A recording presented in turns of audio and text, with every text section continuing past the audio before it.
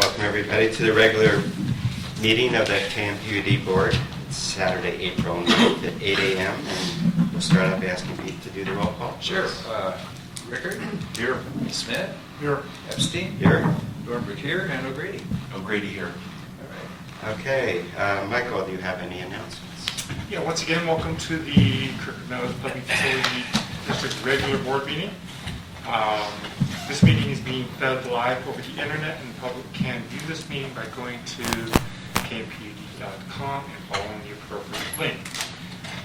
If the public would like to make a comment or ask a question, please email msharp@kmpud.com and the board will respond. Ask that the public, Nancy and Judy, please identify yourselves when making comments. Thank you very much. Okay, and so we'll start out if there's any comments from the audience. Okay, hearing none. Please see if anybody has any corrections to the agenda or consent calendar. None? No. Okay, moving right along. So, is there someone I make a motion to adopt the consent calendar? So move. Okay. Moved and seconded. All in favor? Aye. Opposed? Okay, passes unanimously. So there's nothing consent to be brought forward, so we move to item A. We'll open a public hearing on the decision. Yes? I never Sorry. get this part of it right, so I'm sorry you've already moved beyond it. I did have a question on the consent of claims, and that is under the EDD, there's a late payment penalty, and so it's $548, and to me that's a kind of a big amount of money. And so I'm just wondering what happened. We started to do a electronic payment to ACH and didn't realize that there was an ACH block on our bank account. So the ACH payment didn't come out, and we were assessed that late fee because we had to reprocess the payment. But we are writing a letter to EDD to ask for that to be reversed. But we had to pay it in lieu, so we didn't build up any interest. Right, okay, thank you. Okay. So we'll open the public hearing, discussion, and possible action regarding the district's investigation to complete a rate study for electric and propane services. And Michael, I'll turn it over to you for the start. So just wanted to go through the format for the public hearing for the public and the board. First, staff will give our staff report, then take any questions from the board. Then the president will open the public hearing. We'll take comments from the public in person first. Then the public that might be on the phone secondly. Next, the public via internet. Rick will read those off. Then I'll give a report on written comments that we've received and meetings that I've had with regards to verbal comments that we've received from the public. Once the board feels that we have given sufficient time and received all the public comment that there is today, the president will close the public hearing. The discussion, the board will have a discussion, staff will have a recommendation, and then the board can choose to have any action taken. So that's the kind of the format of the public hearing. So I'll start with the staff report. Please do. On March 22nd, the district sent out an informative letter to the customers on the proposed base rate change. This change proposes changing the methodology of calculating base rates for electric and propane departments. Currently, each electric and propane customer pays one base rate, which amounts to $21.25 for electric and $5.32 for propane. Several items have been noticed, or inequities have been noticed on the system, in that with each account paying one base rate, it takes no regard to the amount of usage for that account or how many units might be tied in. Water and wastewater base rates are based on usage, that the large users and accounts with multiple units pay base rate commensurate with their impact on the facilities. The district has been considering utilizing a similar method to calculate electric and propane base rates. Customers would be charged a base rate correlating to their average usage over the last 3 years. If your usage sits below the average, you would continue to pay for one base rate. About 90% of our customers fit into this category. If your usage falls above the average, you would pay for increased base rates calculated to the 1 decimal point. Currently, electric base rates are $21.25. The proposed base rate for electric would go down to $13.55. Propane is at $5.32. They would remain stable, somewhat stable at $5.37. And this chart here basically illustrates the change. You can see that a single base rate for electric, as I mentioned, is $21.25. It would go to $13.55. Important to note the number of EDUs, or fixture units, equivalent fixture units, would increase from 768 to 1,214. Here are some of the large accounts. The impact on them on a monthly basis would be, as you can see, Vail's increase. The district would actually increase substantially too. Mountain Club would increase because they actually have 40 units and right now are only paying for the one. Right now, the 77th customer is where the break happens, where they're paying $13.55. Anyone below that would pay the $13.55. So it's about 90%. Total customers. This illustrates that this is not a rate increase, or this is not a revenue generating item. This is an equity item. In propane, the rate goes from $5.32 to $5.37. The only reason for that increase is an anticipated CPI increase that the board would institute in July automatically. The total number of EDUs also goes up from 439 to 637. You can see the impact to the various accounts. In this case, the board decided at the previous meeting to actually hold the rate, instead of letting the rate drop, to hold the rate stable and show a revenue increase from $2,300 to $3,500 a month. That generates about $14,000, and the thought is to put that towards capital improvements. There's a tank that we need to build in the future. So the district is also considering lowering the propane usage rate to account for the reduced fuel prices that we are experiencing.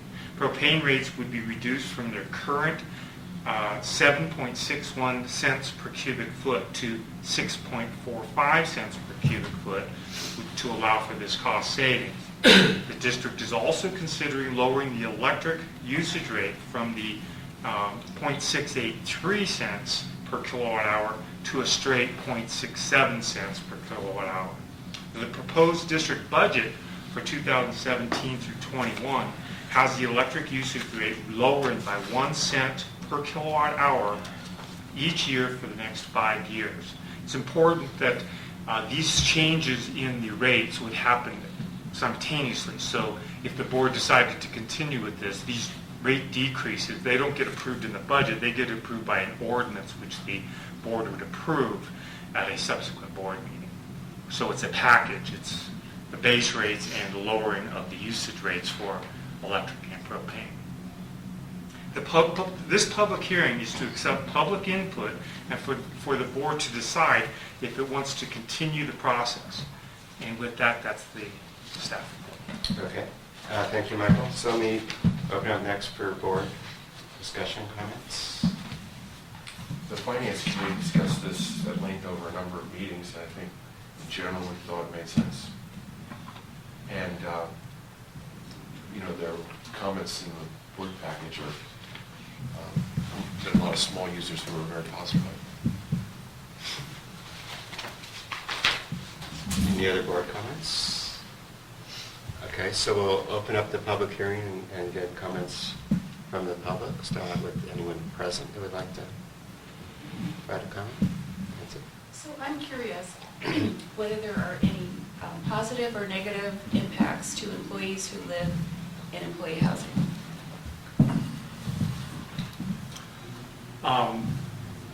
People that live in employee housing pay utility rates like everyone else, so electric rates for employee housing, considering that their usage is below the one base rate, their electric rates would actually go down and their base rates would stay stable. Their usage rates would go down just like any other customers. So employee housing in Lava Rock Lodge, they don't get any, they get a housing credit, but they're treated like any other customer as far as it comes to utility charges. So considering that they'd be a small user, it will be a positive impact. Thank you. Yes? Judy Flynn. I support this change wholeheartedly. Okay, good. I don't see any other comments from the public here, so why don't we next go and see if there's comments on the phone? Anyone's? Is there anyone on the phone? Okay, then why don't we move to internet comments? We have not received any email comments from the internet. Okay, then, There are 3 viewers, just so you know, there are 3 people watching, Okay. so. okay. So why don't we move to written and verbal comments? And Michael, can you summarize it? The district has received 12 written comments, and they are part of the public record and part of the packet. So just to make sure. Generally positive comments supporting the change. Questions raised from, should base rate vary with usage? How will a new owner's base rate be calculated? Base rates should be based on metering size capacity, and how are average rate calculated? I've answered these questions in the email correspondence that's in the package. And we didn't get any subsequent questions. I think I answered them well. So all questions were answered and have responded to. Staff has had a similar number of verbal questions from customers and meetings. We've had about 12 probably. And has had several meetings to go over the proposed change, including with Vail Resorts and KCA. Comments included that it appears to be a fair methodology, that it was a fair handling of the base rates, and that that they were already anticipating a rate decrease, so it doesn't actually nullify themselves out for large customers. They were anticipating we would be reducing the rates. And that concludes the written verbal comments unless there's any questions. Okay, we just confirmed there's still no comments from the internet? Okay, so I think that covers all of the categories, so let me close the public hearing and return back to the board and see if there's any further discussion. The only thing I wanted to be sure that, I read through some of the comments and I thought that it wasn't entirely clear to people because we use this word usage in 2 different ways. Base rates are based on usage and then we have a usage rate. And so I think it got a couple people anyways a little confused. So just to be clear, the base rate's based on usage, meaning usage over 3 years, not month to month. Right. And the usage rate is however much you use in a month. Good. Okay, any other? Yeah, Michael, Yes. did Vail have any comment on this? Yes, they were the ones that mentioned that they were expecting a rate decrease in the usage. The net effect to Vail on this change, it kind of flattens itself out when you consider the electric rate decrease and the base rate increase. However, Vail mentioned that they were already anticipating the electric rate decrease, usage rate decrease. So this isn't a rate increase to them in their thought. So, but that was basically the only. They totally understand the change. Good, thank you. Okay, any other board comments? Okay, I'll just mention for the record that having done the math, double-checked it, triple-checked it, had Kelly correct it and whatever, I feel comfortable that the data is accurate and reflects what we want to do, and I think it's a fair, it's a good change for us to make. I also prefer to see slightly more propane base rate because it about covers the anticipated future capital depreciation costs. And so I think that will make propane a better business. So with that, Michael, you have a staff recommendation? Yes, staff recommends that this topic be continued to the May 14th meeting. Secondly, that a public hearing be called today by motion to accept public input, and that staff be directed to prepare the ordinance and enabling documents for the board to enact if they so choose to enact this change at the next meeting. This would be effective July 1st, 2016. And that would include all of the changes, both the base rate and Right. the other items that we discussed. And I just so note that the budget that's being prepared, it can be prepared any way you choose, but right now it's being prepared with these changes enacted. The ordinance will have all the changes, including the decrease? Yep. And why do we need a second public hearing? Maybe we just had one. We don't. It's your choice. I feel that there's no harm in having a public hearing. We have to come bring this back to the board for action at the next meeting, so that I would see that there'd be no harm in holding a public hearing. In addition, the notice said there will be a subsequent hearing, so we should follow. Okay, yes? So assuming this is coming back in May, not just for me, but, for people in general, it would be nice to be able to choose a residential customer and show, this is the way it was, and then this is the way it's going to be for someone, so that they can see all these changes that are going to take place, the CPI, the base, I know you've kind of already done it, but it's nice to be able to see, oh, I get it now, so it kind of eliminates what you're saying, Eric. You think you understand it, but then you get your first bill and you go, oh, it's not what I thought. So just as a graphic, you're Yeah. saying, Uh-huh. yeah. You can use Standish's, I'm sure you. That's fine. Okay, any other comments? So is there a motion to? Well, I'd like to move that we adopt the recommendations that Michael described. Seconds. I'll second it. Jeff seconded. Okay, Justin. Okay. All in favor? Aye. Opposed? Okay, good, that passes unanimously. I think we've completed item 8A. Bob, just for clarification and addressing Nancy's comment, Yeah. does the board want a subsequent letter to go out to the ownership with a graph showing, or is that a presentation? No, just a presentation slide. Perfect. I just need direction. So we'll do a presentation slide based on Standish's usage. Based on a... Or you could use mine, I don't care. Well, either way, we both have roof ice melts. We do, we can make it anonymous. Yeah, we'll use an average and show the difference at the next public hearing. Okay. Great. I think we're ready then to move on to item 8B, discussion possible action regarding the district's financials. And welcome Manager McBride.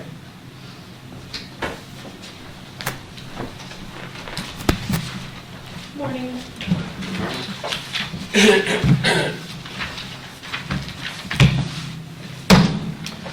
So we will start with February financials.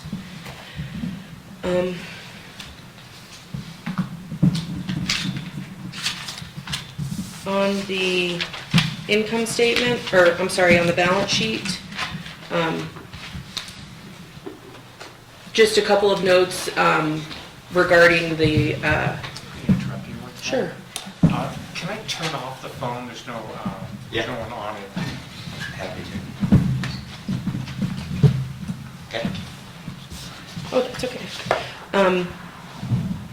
On the income statement balance sheet for February, there really weren't any notes, just the ongoing continuing note regarding the PG&E payment made in March, and then Also, you'll notice that the AP balance significantly higher because we did post that PG&E invoice to February. And again, it was actually paid out in March. So, and then the continuing note regarding the accrued interest payable that will be corrected in the upcoming budget. We'll make sure that that budget number reflects the quarterly payments. That's really all I had on the balance sheet. There wasn't anything really new there to report. Moving on to the combined income statement for February.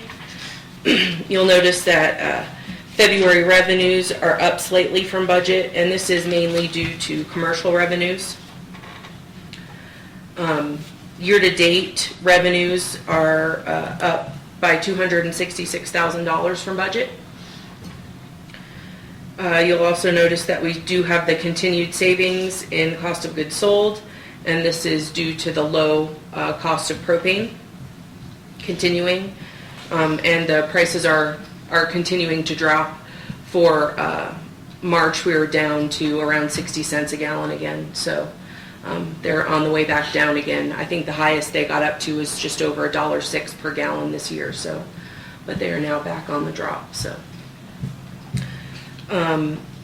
February operating expenses, you'll note, are significantly over budget, and this is due to the G&A utilities that include this building and the vehicle maintenance shop. The new way that we're posting those, rather than posting through internal allocations, they're being posted directly to G&A. And also we had a significant amount of vehicle repairs in February, totaling $10,100. That included tires and general maintenance for most of the fleet of vehicles that we have.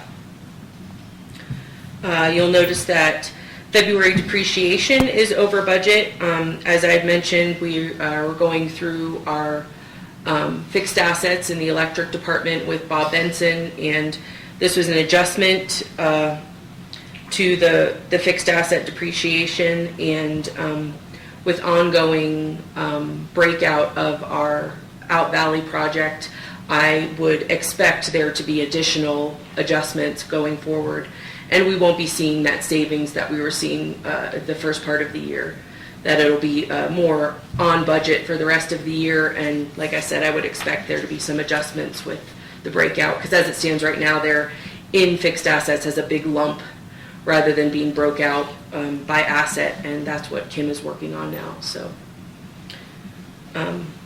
total operating year to date, we are better than budget by $615,000, and for February by $74,000. This stems from above budget revenues and savings in operations and maintenance that we've had throughout the year so far. That's all I have on the combined income statement, unless there are any questions. Congratulations and thank you. Yeah. Roll. Don't lose it. April's scary. Well stated. Yeah. Moving on to fire department, just to note, year-to-date total operating for the fire department is operating at a loss, but it is better than budget by almost $57,000, and this is mainly due to savings in operations and maintenance in the fire department. Moving on to water. Water revenues for February are slightly better than budget, and this is mainly due to residential revenues. And year-to-date in water, they are operating at a loss of $100,000 or almost $101,000, which is worse than budget by about $5,700. And this is mainly due to the G&A allocations in the water department. Moving on to wastewater. Year-to-date revenues in wastewater are up from budget by $32,000, as well as There's a significant savings in operations and maintenance through February. We do expect some repairs in March. Hopefully, we'll still hold on to that savings, but we don't expect there to be a savings in March particularly. Year-to-date total operating for wastewater is operating at a loss of $224,000, but that is better than what we budgeted by almost $44,000. So even though it's at a loss, it is better than what we expected. Can I ask a question? Yeah, I'm back on water. So I think I heard you just say that water is worse because of the G&A allocations. Mhm. So if G&A in general meets budget, G&A is not meeting budget. G&A is over budget. okay, so as G&A goes up, and that has to get, okay, got it. Okay, thank you.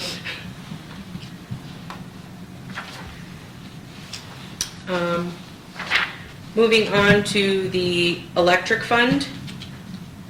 February and year-to-date revenues are up from budget, and this is mainly due to commercial and internal revenues. Unfortunately, internal revenues, they help electric, but they hit all the other departments, so it's kind of a wash there with internal revenues in electric. Again, the note regarding depreciation in electric being up from budget, and we'll continue to see additional adjustments through the end of the year as we go through the breakout of the fixed assets from the Out Valley project. Electric year-to-date, total operating is better than budget by $356,000. And this is due to increased revenues as well as some savings in operations and maintenance. The big, I'm sorry, could you just comment on the use of property taxes and where that stands? we have yet to allocate any property taxes to electric, as we didn't need any for the calendar year 2015. Right. So we'll be allocating property taxes based on what we need at the end of this fiscal year.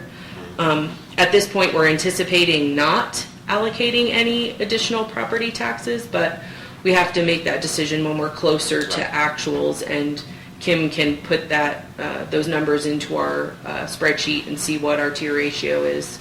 Okay. And just remind me, the budget would still be negative through February just because the profits come in March and April? I'm sorry. Well, the year-to-date budget shows a net, anticipated net loss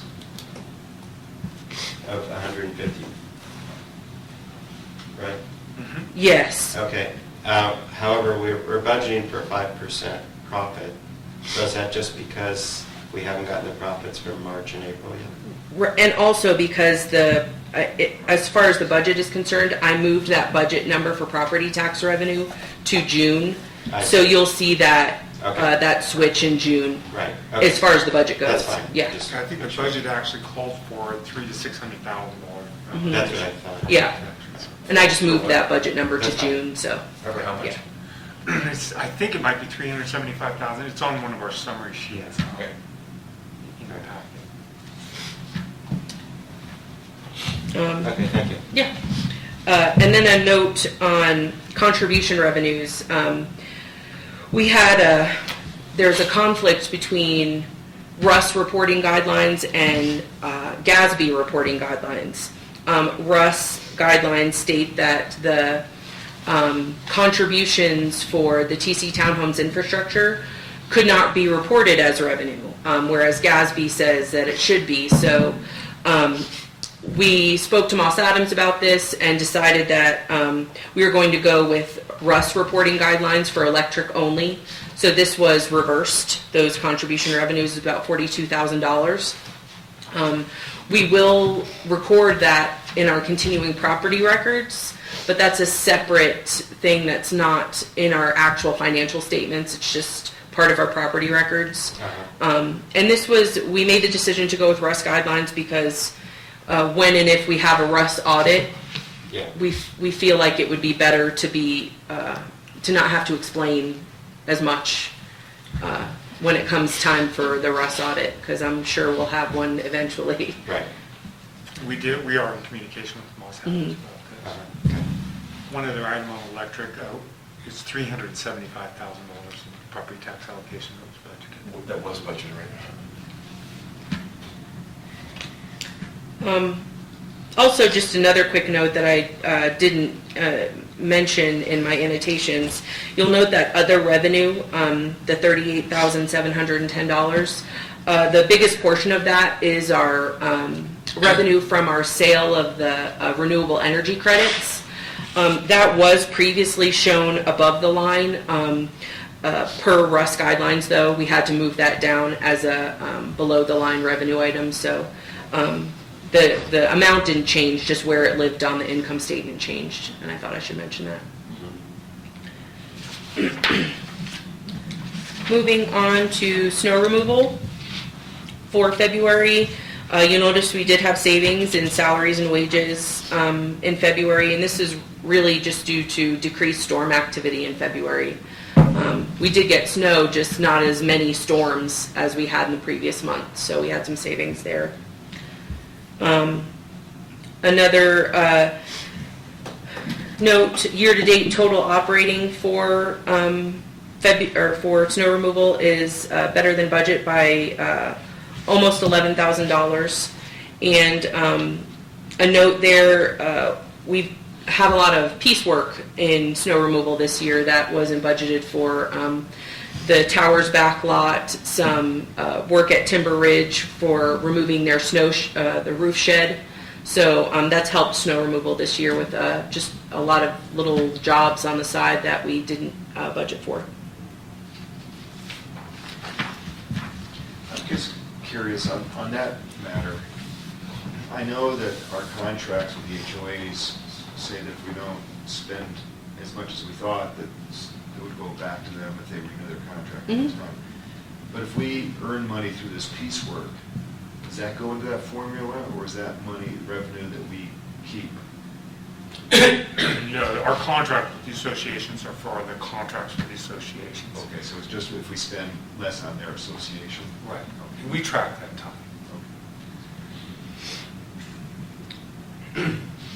Moving on to propane. Again, propane for February, the revenues are showing down from budget. This is mainly due to the posting of the propane fuel surcharge now as part of the revenue line item. And that also directly reflects in the cost of goods sold. The numbers are a little bit skewed because of the way the budget was formulated and the way that we were told by Moss Adams we have to post the propane fuel surcharge as a negative revenue line item. Year to date, though, in total operating in propane, we are doing much better than budget by almost $161,000, and this is mainly due to savings in operating expenses that we had in propane through the year.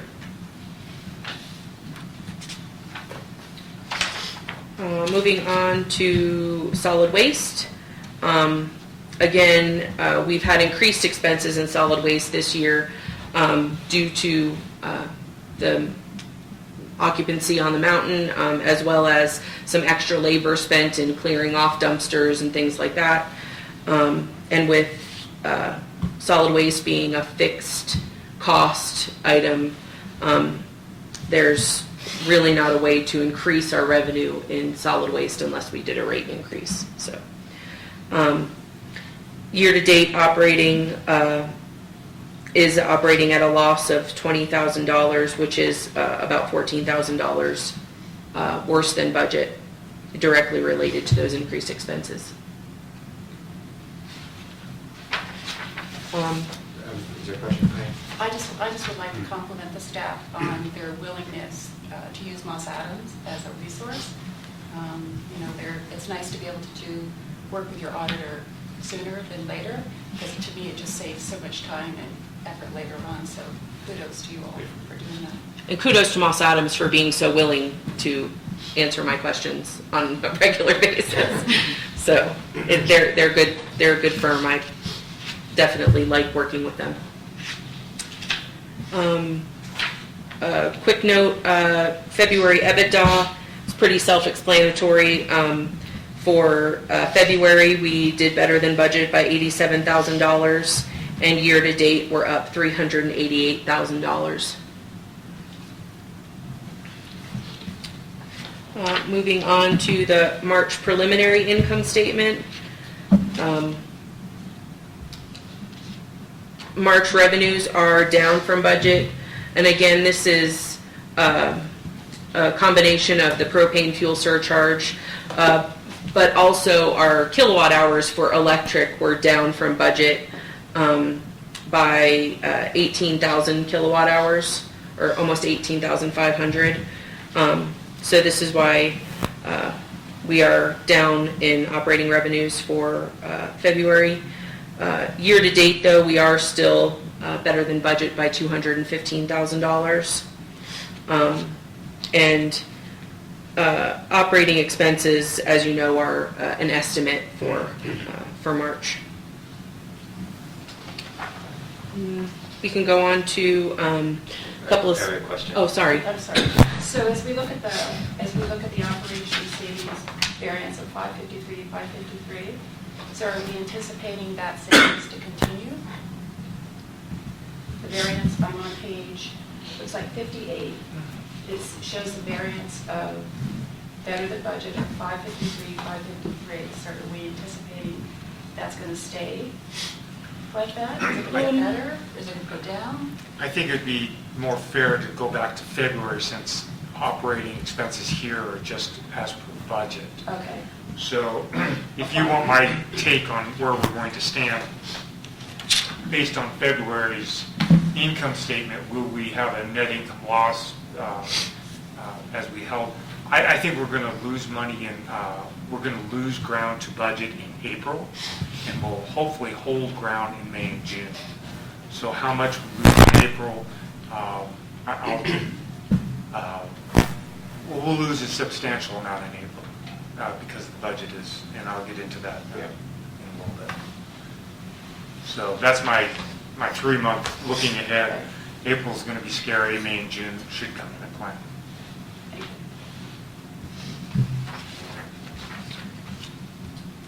Moving on to a couple of slides, metered versus budget kilowatt hours, and this goes from November through March.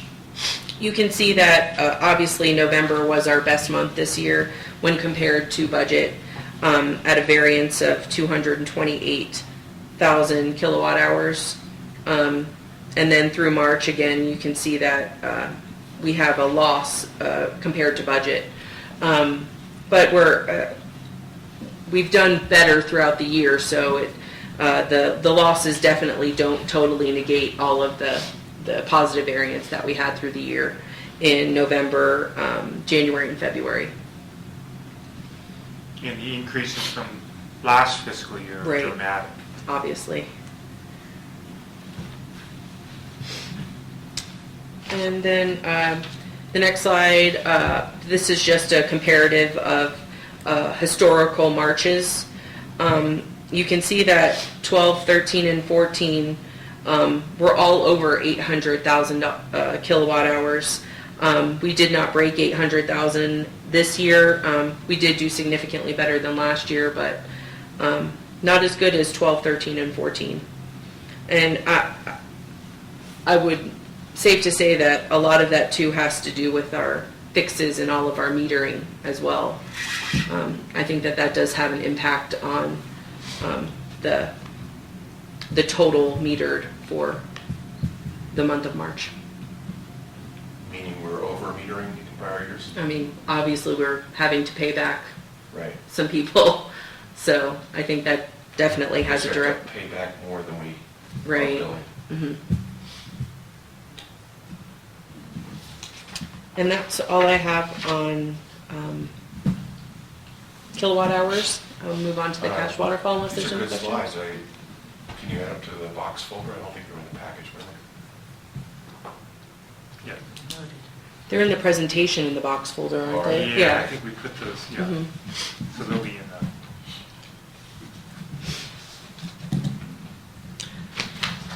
Moving on to the cash waterfall, unless there's any other questions. No, go ahead. Okay.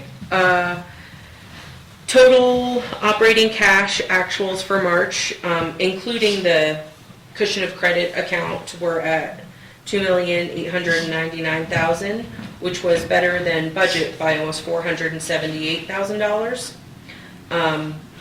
You can see that I obviously added a line to show that deposit to the cushion of credit. You can see that in April, we are going to make an additional deposit to the cushion of credit. We wanted to wait to see what our finals were going to be for March before we added that additional payment. But we are going to, and just a note about dealing with Russ, when we made our payment to Russ, they actually contacted me and asked if I wanted them to put the whole deposit into the cushion of credit.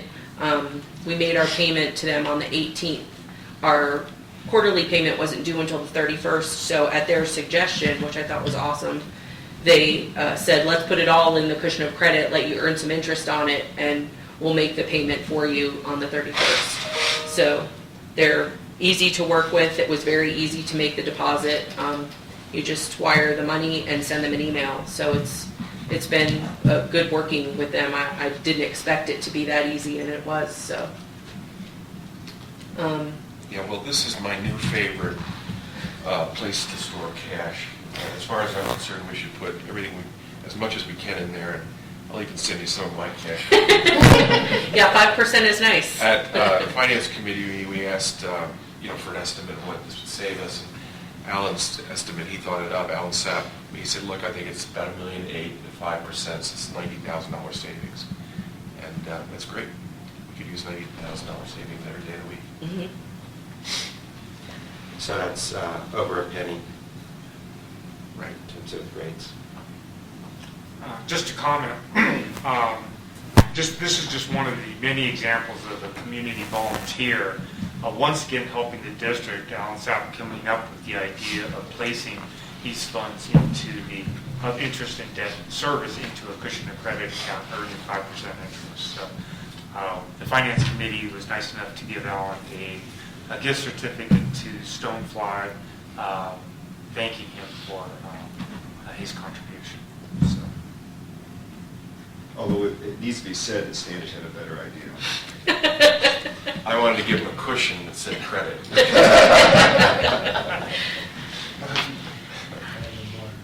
And then, So I have just a general comment on the electric sales. It's just my impression of Vail is they're going after kind of a premium. They're not going after the maximum attendance, but the maximum revenue per attendee. Whereas as far as electricity is concerned, we'd rather maximize attendance. So I don't know whether that implies going forward that this year is more typical than the past several years. So in addition to the weather problem that we've been having in terms of the drought, if their business plan is changing towards more revenue per and less customers, then we're not going to see the historic numbers. mhm. And that might be another factor going on. I say that when I go up the cost of the lift ticket yesterday. Not that I paid it, but it was impressive. They've also done significant cutbacks in usage by using LEDs. I mean, I know Yeah. they made it. I mean, that pace that Yeah. reduces our revenue. Yeah. Like at the vehicle shop. Big use. Okay. And that's really all I have for financials for this month. Okay. Any questions for Carl? All right, thank you. Any other comments from the finance committee? On that point, your point, Bob, so 12-13 is their first full season. So 13, 14, 14, 15, 15, 16, so this ought to be the fourth, of the new normal. My impression is they did do what you just articulated, which is stop selling tickets at Subway or whatever, but I think they did it the first year. Okay. Maybe they got better in the second year, but there was an argument, I understand, Coop made to, hey, not go for the lowest Right. level, Right. and he won. One other thing we did talk about the finance committee, I just thought I'd bring it up. Because why not put all of our cash in this cushion of debt? And the reason is that once it's in there, it can only be used for one thing. And we think we should have 1 quarter's worth of expenses available to us. So, not counting the interest expense, which is an expense, a quarterly expense, we think about 1.6 million in the general fund would be wise. As long as we have 400,000 in the, at least 14,000 in the cushion. Where will that, that's a big interest revenue, where's that going to be accounted for? It's accounted in interest and dividend income on the electric balance or income statement. Okay. But we can't use it as top-line revenue as part of the calculations for the tier ratio. You'd see it under it's up below the line, it's interest income. Okay. And Eric, to that point, I was just sort of thinking, since the finance committee meeting, we might consider being a little more aggressive. In other words, counting 2 quarters if we can. I mean, it's just a thought. If we put another $400,000 in there, it'd be $20,000 of savings. Yeah. We were talking about a $500 penalty. No, That's not worth discussion at the finance committee meeting. It was just a subsequent thought I had. And the interest is posted quarterly to the cushion of credit account. So when they make those deposits of the interest income, that money can be used towards the next payment. When they make that quarterly payment into our account, it's there for us to use towards further payments. Yeah. It might be interesting at some point in the near future for Michael to kind of give us an idea of what a real catastrophe might cost us, that we might have to have cash on hand, either that or a line of credit of some sort to take care of it. Like, I don't know, something happens to the overhead line, is that the worst that would happen? Or I don't know what it might be, but where we would really need cash, and how much might that be really?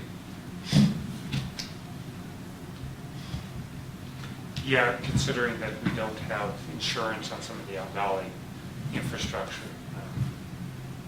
I think that's a very good question. We do have a $250,000 line of credit, right? Okay, thanks, Scott. Are we ready to move on to the Stick around. budget? Yeah. All right, so why don't we move on to item 8C, the 2017 through 21 budget. This is the third presentation of the budget to the board. We've already made a presentation to the finance committee. I feel we've made good progress, and we have been incorporating the comments as we've gone along. Today, Kelly will be reviewing the one-year balance sheet, the roll-up of the income statement and the cash flow. I'll be going over the changes that we've made since the last go-around, and also some changes that are planned for the next go-around. At the next meeting, we will be presenting a draft final version for your review and further comment. Our goal is still to approve this at the June meeting. So with that, Kelly, we'll start us off. Okay, the 2017, this is the preliminary draft of the balance sheet for 2017. After the Finance Committee meeting, I did send out a corrected version of this. There was a very bad formula in our capital assets that I didn't notice before I sent out the original version. So I've made that correction and sent that out. Hopefully you all have that version in front of you. Just some quick notes. We've made corrections to the restricted cash balance to now include the Mello-Roos Trust amount in that balance. Previous versions of the budget did not include that balance.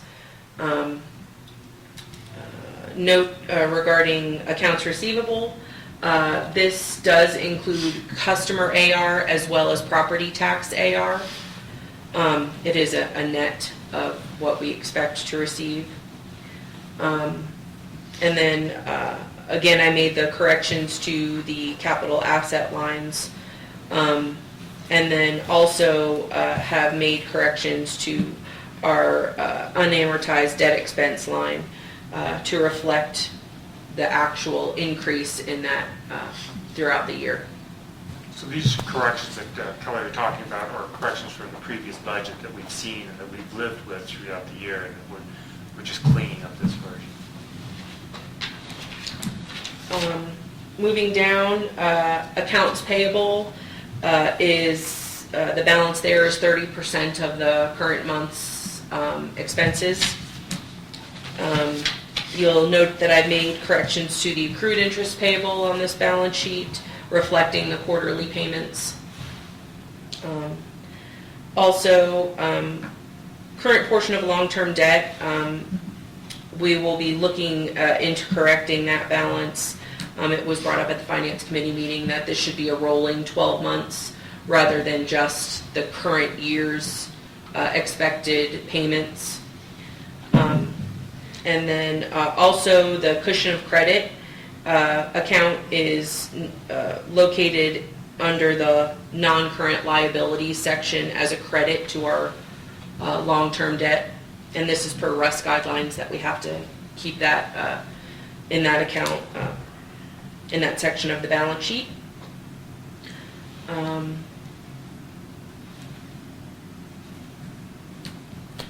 then, I also made corrections to the other current liabilities account. This now includes the EID fish fund payable, the regular fish fund payable, our Mello-Roos account, as well as the Mello-Roos Trust. So this is a truer picture of what we actually keep in our other current liabilities. And that's really all the main notes on this balance sheet. You know, obviously we'll refine this more as, you know, we get into the next version. Do you have a sense, what other utility or utility districts or utilities maintain as the ratio of current assets to current liabilities? I mean, we're going to be in the 2-to-1 to 3-to-1 ratio, which seems pretty good, but I'm just wondering, is that healthy? Is that a sign of decent health, or is it on the margin? I don't know off the top of my head, but I can I'd definitely. be curious to know that. We can check not only with our sister utilities, we have good relationships with South Tahoe PD. We could also check with Moss Adams, who does a lot of work with other utilities, and just see what they're feeling like. That'd be great, thanks. For the next version of this budget, could you give some thought to how aggressive you think we might be with this cushion of credit? It's very new to us, obviously, but we talked about the savings, and we show it going down to 0 in December. And, you know, December's the low point, it's about $2 million of cash. I don't know, I know it's new, I might be inclined to put $800,000 in there kind of on a rolling basis. Yeah, I wrote that down as a change, that we need to look at that as a year-round thing, rather than just our initial venture into this. Good. There's a second question, which is how do you translate the 5% earnings into an actual rate reduction? Because since we still have to make the same revenue Right. in order to meet the tier ratio. So we're growing our savings account, if you will, by 5%. And the only place we can apply it to is debt service. So the only way I can try to figure out to actually reduce rates from it would be to pay off principal faster. But at $90,000 a year, if you applied that all to principal reductions, that would save you 3%, which is $2,700. And then it would take 20 years until you saved a penny on the rates. So I'm trying to figure out some way that it actually translates. It's real cash and it helps us, but I'm trying to figure out some way to translate it into rate reduction, and I can't find one. Where there's a will, there's a way. Okay. Yeah. One person that has a lot of experience at this that might be able to help us is Howard. Right.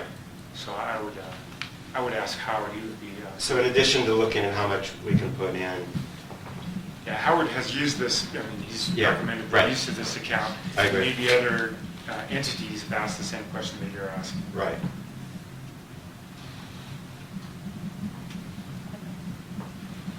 Yes. So is there, I think what I hear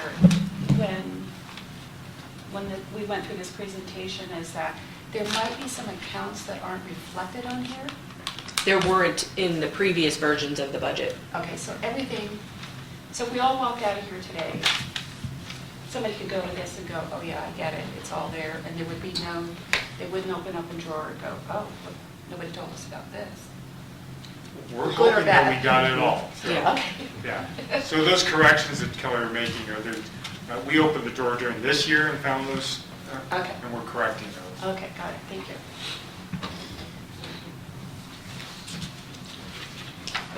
Unless there are any other questions, I'll move on quickly to the cash balances worksheet. Again, this was just, this is the worksheet that I used to get those cash balances. This worksheet basically talks to the consolidated income statement sheet as well as the end cash balances, and the bottom section shows interest and principal payments, capital expenses, and when we expect to receive actual cash payments. So this is kind of like the first go-round of a cash waterfall without having actuals to go by.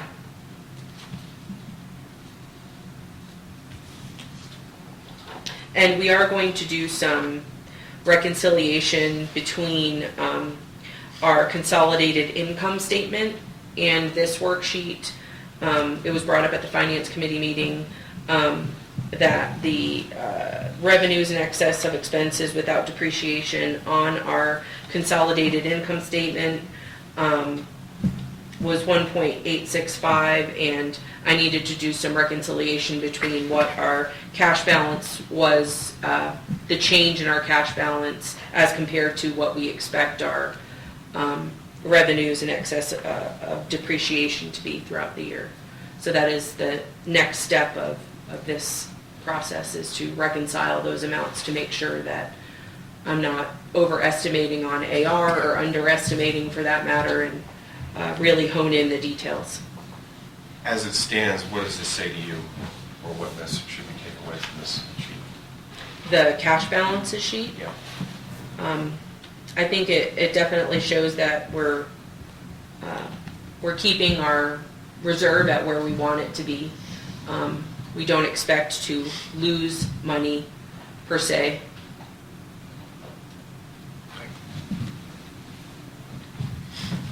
And then the next sheet, really this consolidated income statement, is really just exactly what it says. It's the consolidation of all the summary sheets. So we get it on one one page for the whole year, and you can see the monthly fluctuations. It's makes the summary sheets a little bit easier to decipher, looking at each separate department, but having it all together is important, I think, and I needed it to be able to actually do the balance sheet.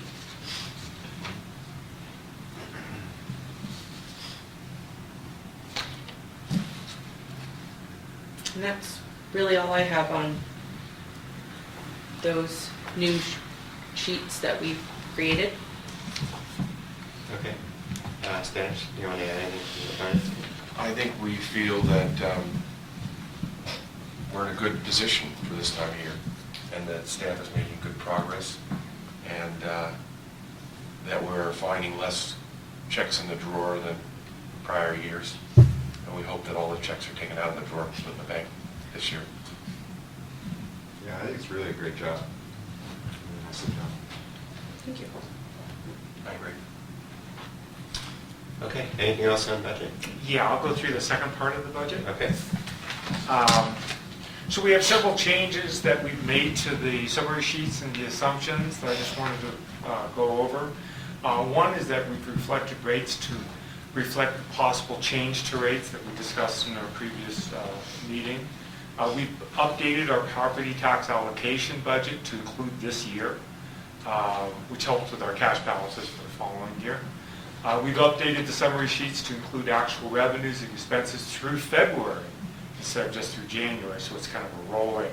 We use as much actuals as we can to establish our budget. We've updated operating expenses as need be. We've added a third rate increase, a fire assessment increase to 0.08. Right now, the current rate is at 0.04 in 2018, so there'll be actually a three-tier budget adjustment this year, 2017, and then one in 2018. And then we've updated the capital plan. So we've done quite a few changes. The rates have been updated to reflect the income, the roll-up of the income. The property tax allocations now have a 2016 category, and they've also been updated. And now the fire department has an increase, as I mentioned, and the capital plan has been updated. Those are the changes that we've made. The budget changes that we need to do, and one is that we need to adjust April revenues for next year due to the early close and the habit, or the way that we're seeing that the resort is closing earlier than it has in the past. In last year, the resort closed on April 19th, and we made somewhere around 468,000 kilowatt hours. This year, we're closing on the 17th, and our budget has us at 605,000 kilowatt hours. We're never going to hit it. We're going to be in 400s, and so as far as units sold, you can see on this. This has been shown before, but in April, the 657s, the 626s, and then last year we showed a 467, due partially to the early close and lack of snow. We budgeted 627 for this year. I dropped that to 603 in our tentative budget. We need to drop that even further because I think April's going to fall way short of that. Michael, do we ever look at the calendar, and although I'm using the word Easter fluctuates. So this year, Easter fell in March. And a lot of school districts, colleges, spring break is either right before, right after, and I really think that has an impact. Colleges may take their spring break in March, but schools, public schools, private schools, and I'm wondering if that doesn't drive some of Vail's decision-making. And can we ask Vail, what is your anticipated open? When's your anticipated close? They already know when. They're already thinking about it. Good points. I'll use those when we reforecasting for. Mike, I had a question on the fire assessment. Uh-huh. That's the rate, but what do you multiply it by? The number of square feet, the conditioned square feet. Oh, okay. So I don't have that in the budget yet, but we can certainly put that. I just realized I didn't know the answer, so I Right, should. so- Okay. It includes decks, garages, and of course all conditions, square Uh-huh. footage of each resident and commercial space. Great. Okay. Could I ask another question on that? So if I have an existing home and then I go and I add, how many square feet, you become aware of it how? Building department, plan checks, things like that. Backhoes in the yard, we just go eyes out. So if there's any clandestine work going on, you're just not aware of it? If we don't get to charge. Okay, all right. But that's one of the examples of how we are involved in almost all construction here in the valley. If you're adding square foot to your unit, we need to be involved as far as the fire department, is it safe? And then we need to adjust your rates. You not only have to pay a fire impact fee on that additional space, but you also have to pay for the fire assessment, the increased fire assessment. And we try to stay up on that. Michael, we have a database of each unit in square feet? Yes, sir. Yeah, we did that ages ago. And actually, some of it was tape measure outside of units, measuring the foundation just to get that. Also update and expand the assumptions, including we've actually closed 2 bank accounts and a discussion of the cushion of credit that should be in the assumptions. Expand the balance sheet to a 5-year plan. Finalize our expense projections. Double check our entries and formulas, and then finalize it for your review next month. So with that said, that's the items that we have left to do, and unless there's any questions, I use the budget presentation. Are there any questions? Okay, good, thank you.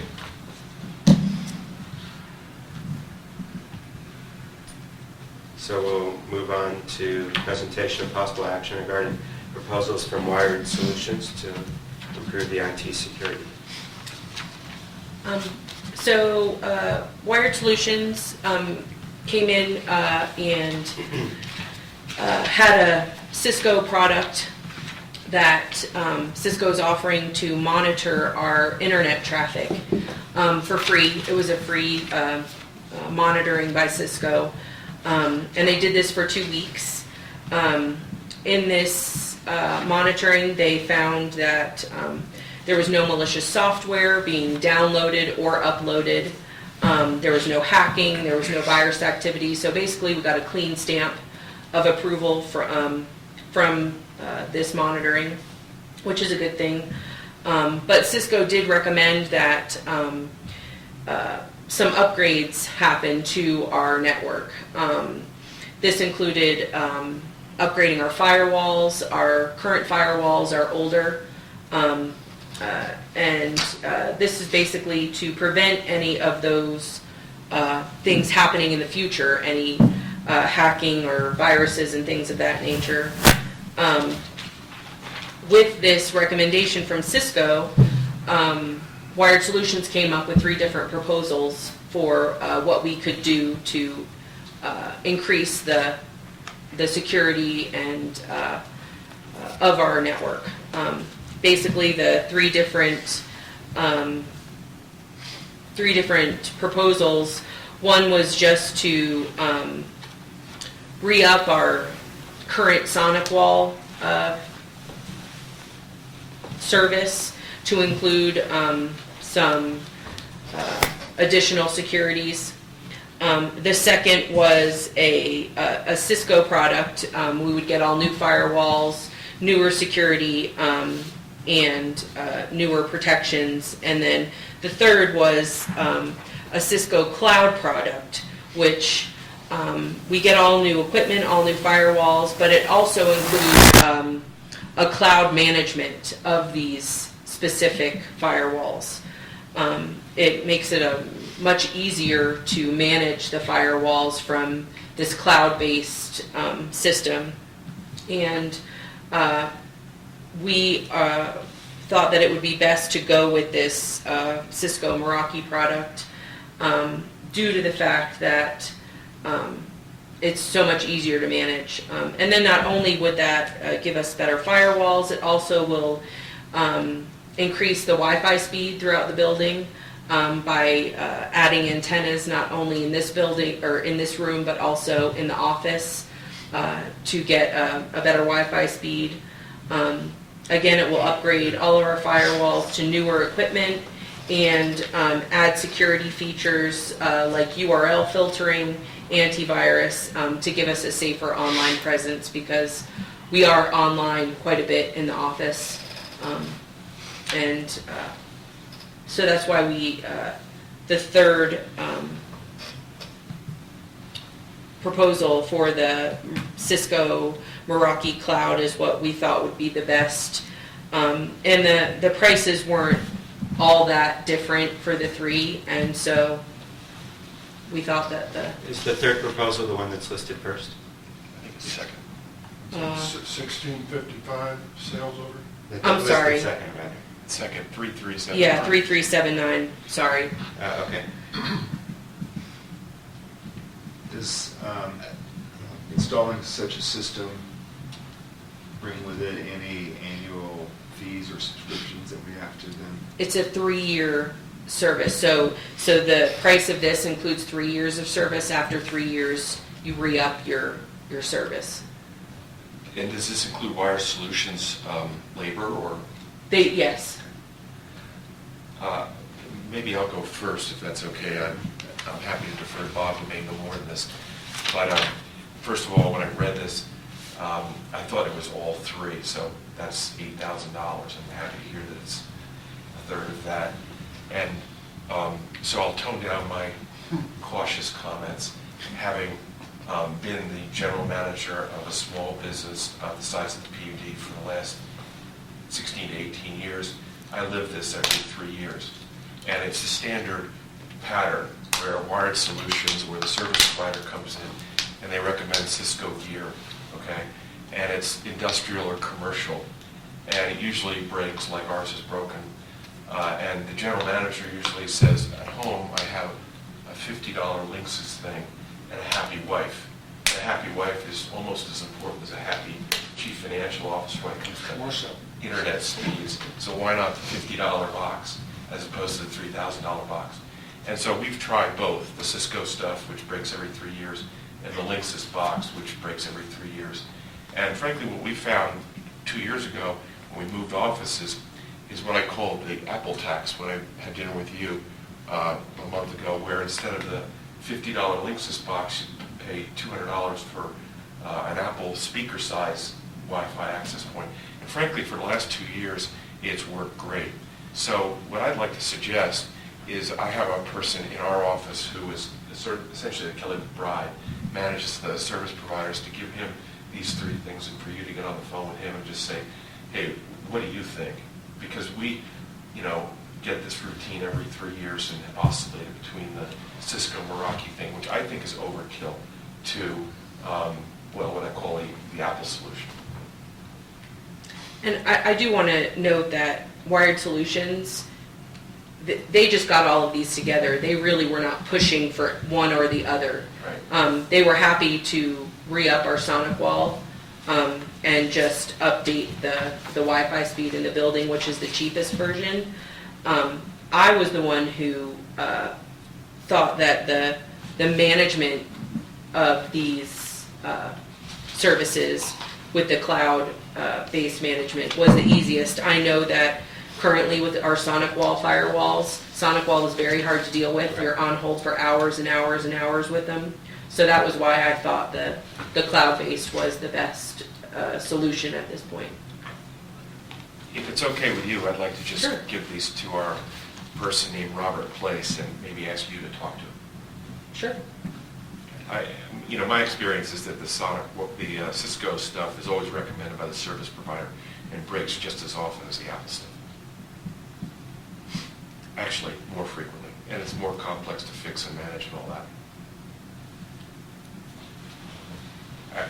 Do you have any reaction to these proposals? Well, my reaction is probably related to the next item on the agenda, is to have a way to vet these in committee before bringing them to the board. Just generally speaking, my experience with Sonic Wall is mediocre, so I just assumed that I didn't realize we were using one. All three buildings. Yeah, I think the biggest benefit we can get is by improving the Wi-Fi connectivity. I mean, that will provide, that's a service and that will improve things. And I'm very nervous about cloud-based management of our network because that's a new vulnerability point. If there's any vulnerability in Cisco's cloud, I know they'll claim there isn't, then they're providing access to a lot of people. And for the amount of times we need to change our firewall, I just assume not make it so easy that an outside threat could improve it. Kind of the whole point of a firewall is you have to be inside the building to get to it, and this kind of changes that notion. So, and I would want to know how they're going to protect against that. So I don't mind the cost, but I'd like to see us improve the wireless and then have a system that's stronger than Sonic Wall. And I don't have any negative experiences with Cisco to bring to the table, so I can't comment on that.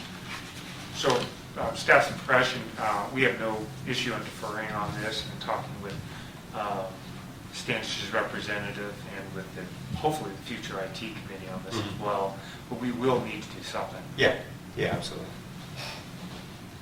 We need to upgrade our firewalls. Yeah. And then also, just a quick note, this quote is only for this building. We also have firewalls at the wastewater treatment plant and the powerhouse. Wired Solutions has the ability to demo sites so that they get it at they get the equipment and the software at a cheaper price. Right. So they were willing to use our wastewater treatment plant and the powerhouse as a demo site, and we could get the new firewalls and at almost half the price. Yeah. We just don't have those quotes yet for those two buildings. Right. Okay. Yes. So are we aware of whether or not we've ever been hacked? I can say with good confidence that we have not. I would hope that we would know if we had been hacked, but But that's what the security Yeah. function did, is they looked to see if we were being hacked, so. and we have firewalls in place now and have for several years, I believe. So that lessens that likelihood. But, so where I'm going with it is, I think I shared it with you, Standards Code for America. And, sometimes businesses, you try to see whether or not how vulnerable you are. Yeah. Because you get people who are expert hackers. That's what they do for a living. Is that something that should be considered? And can it be done? Well, Wired Solutions is working on an overall proposal to enhance security. But I can tell you, because I used to be on a bank board, that if I wanted to break into here, the easiest way to do it is to guess someone's password. They have so many passwords to manage, and they have to memorize them all. I'm willing to bet they're not very hard to figure out. So if you want to break in here, that's what I would do. It's the easiest way.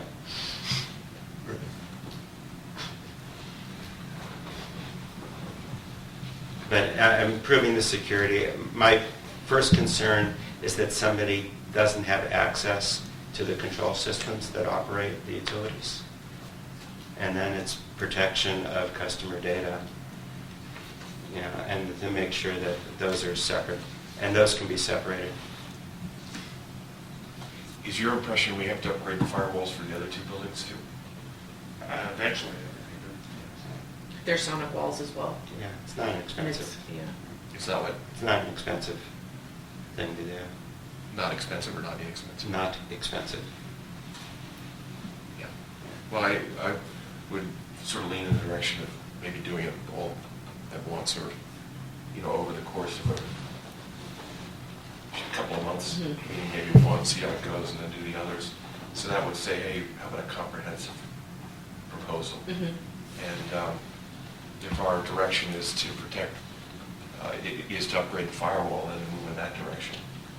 And maybe I'll come back to you after the discussion between our person and you about these Cisco wireless access points. And I think maybe also, like Bob said with the next item on the agenda, maybe bringing Steve from Wired Solutions in to discuss this, Yeah. With whomever's on the IT committee. I think that maybe he can explain things a little bit better than I can, knowing where he's coming from with these. Right. Okay.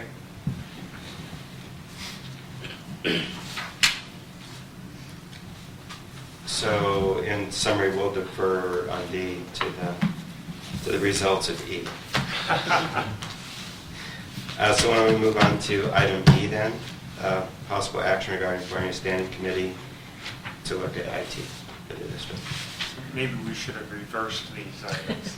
Well, in retrospect. Yeah, in retrospect. District has become a much more complicated place, especially regarding information technologies. Fortunately, we have talented members of the board and the community who are eager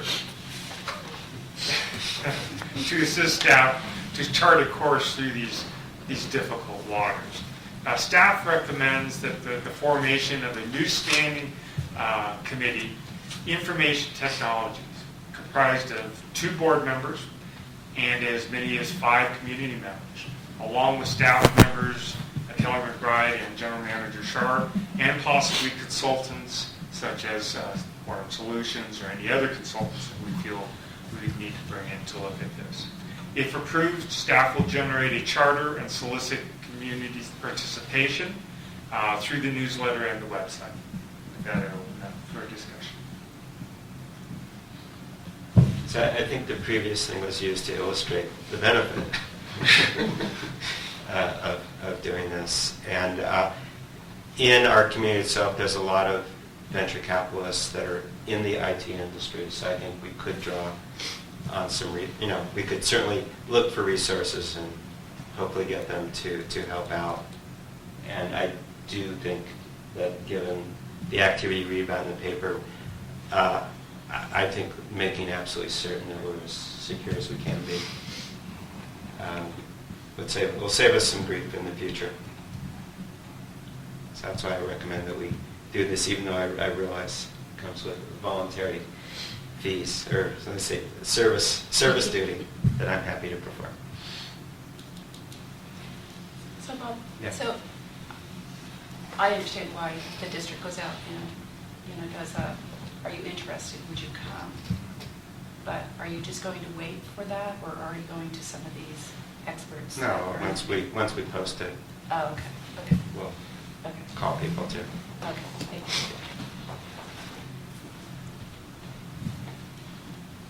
Any discussion? Well, I think it's a good idea as long as I'm not on the committee. I know nothing about this stuff. Okay. Do you think we need a committee, or can we just kind of get it done? I think it's better to have a structure.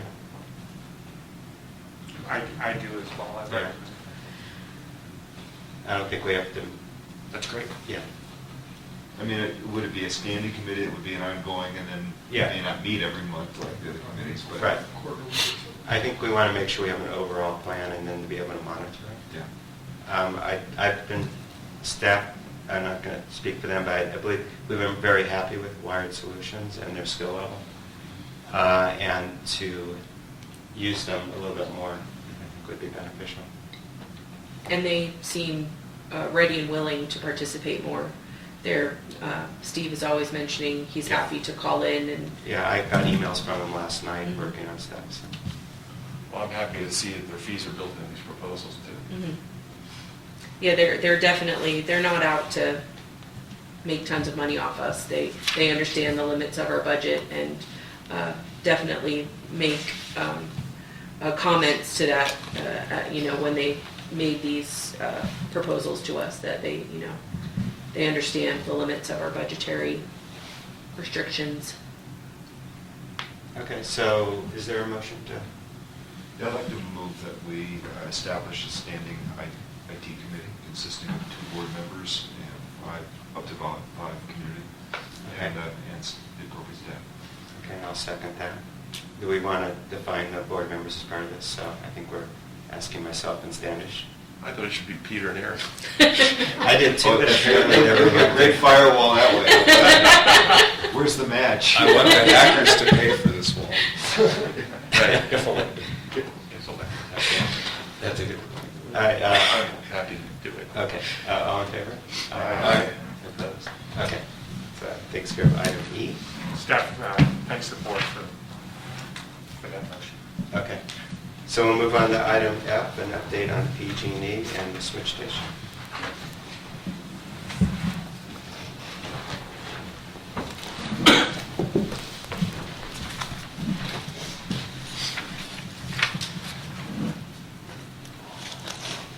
District staff continues to pursue a discussion with PG&E on the remaining issues with our interconnection agreement. The PG&E, we have had communications since the last board meeting, and we are starting to discuss this on a regular basis, so that's good news. We have progress. As you'll remember, PG&E had here's some of the outcomes of those discussions. PG&E had a dispute, or we had a dispute with PG&E with regards to the final payment, and they felt that ITCC tax should be applied to some engineering services on items that they did not own. This amounted to $127,103 that we did not pay. They have backed off from that request, so they concur with us that ITCC should not be charged on engineering services on items that they do not own. So I think that's a real positive. They will begin charging and back charging for ITCC, back charging for O&M. They're finally getting around. We've been booking a liability for O&M. We have, the district is booking a liability of about $11,000 per month currently, so we will see a bill on that.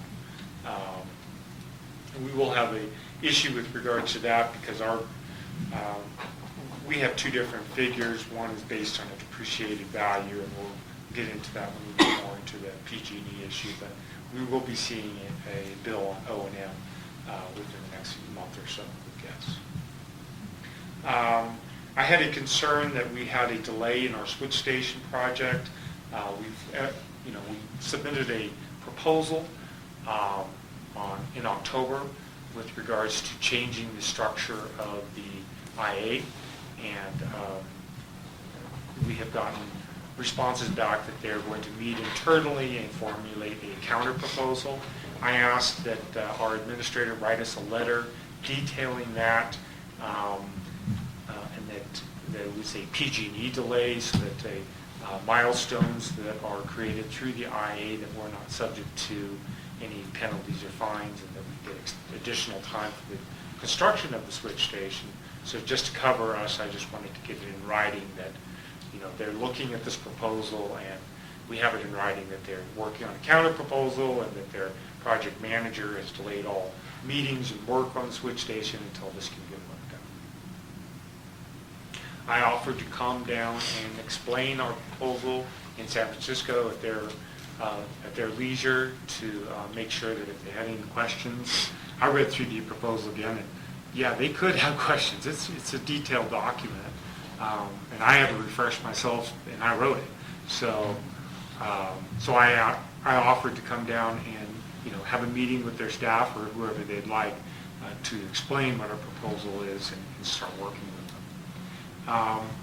And we set up that we were going to be discussing this with once a week, and try to get to a meeting so that we could possibly have board members that attend once again. So I think we are on we do have a direction. It's not as quickly as we might have hoped, but we do have a direction and we're starting to move forward. We do have a second issue that I'm going to go ahead and cover into this because it seems like it's appropriate. We've been working with PG&E on a planned power outage for April 18th through the 20th for months, I would say. District reached out on March 8th to verify the plans for this outage, looking for protocols for the closure. There's actual things that they have to do, things that we have to do, and Brandy reached out and said, okay, what are your plans? You know, what breakers do you want us to leave open? What are you going to open, etc. On April 7th, today's the 9th, on April 7th, we heard back from PG&E letting us know that the outage had been extended from 3 days to a 3-week period.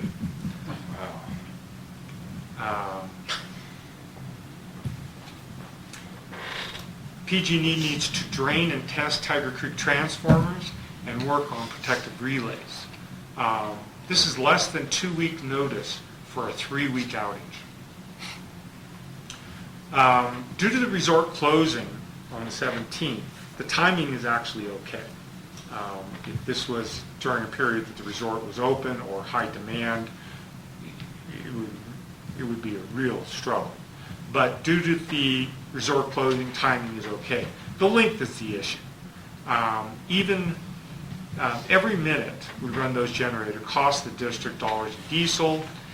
Our estimation that for this 3 weeks, and once again, we don't know if it's actually going to be 3 weeks. They said that they had protocol testing on the 5th, which is the end of it. And you tell me that PG&E is going to test something, that usually sounds like it's going to take another week before it's actually completed.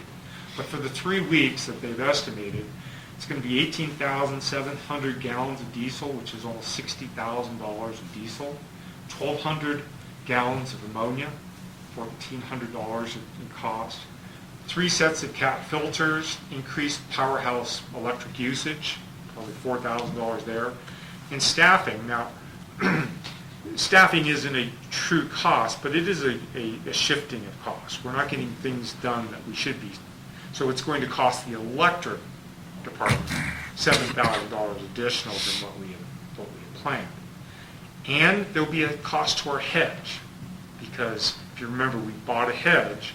We anticipated, we are selling the difference between our hedge and what the costs are, but now our usage is going to be way down because we're running the powerhouse, so we'll have a $7,500 cost in hedge. So this is What's the total expected cost? somewhere between $80,000 and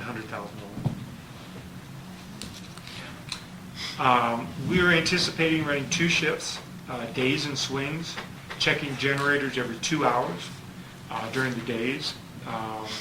We'll have a lag between shifts between 4 and 5 hours.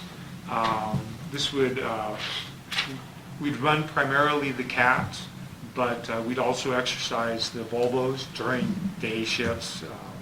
We'd run those. Staff has complained aggressively with PG&E operations regarding the lack of notice, the change in plans, and the duration of the outage.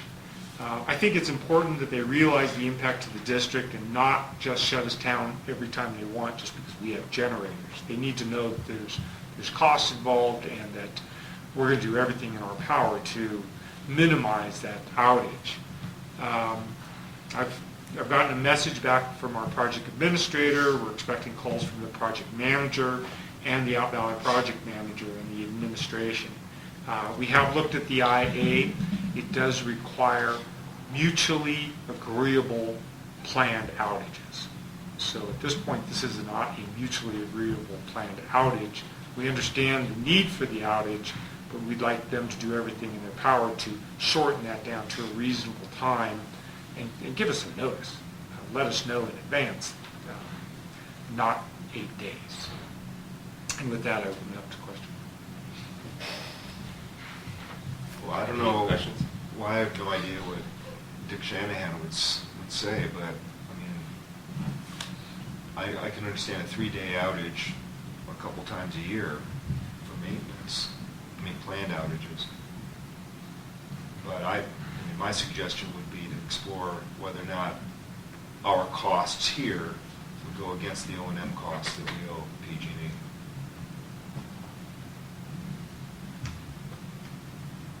But we can't afford $100,000 more cost. I mean, it goes half of our capital plan for the year. I think that's a good idea, to explore whether we can offset our O&M costs.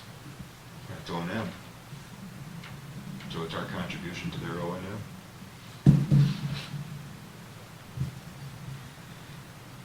I mean, like I said, 3 days, we understand. I mean, that's going to happen, but not 3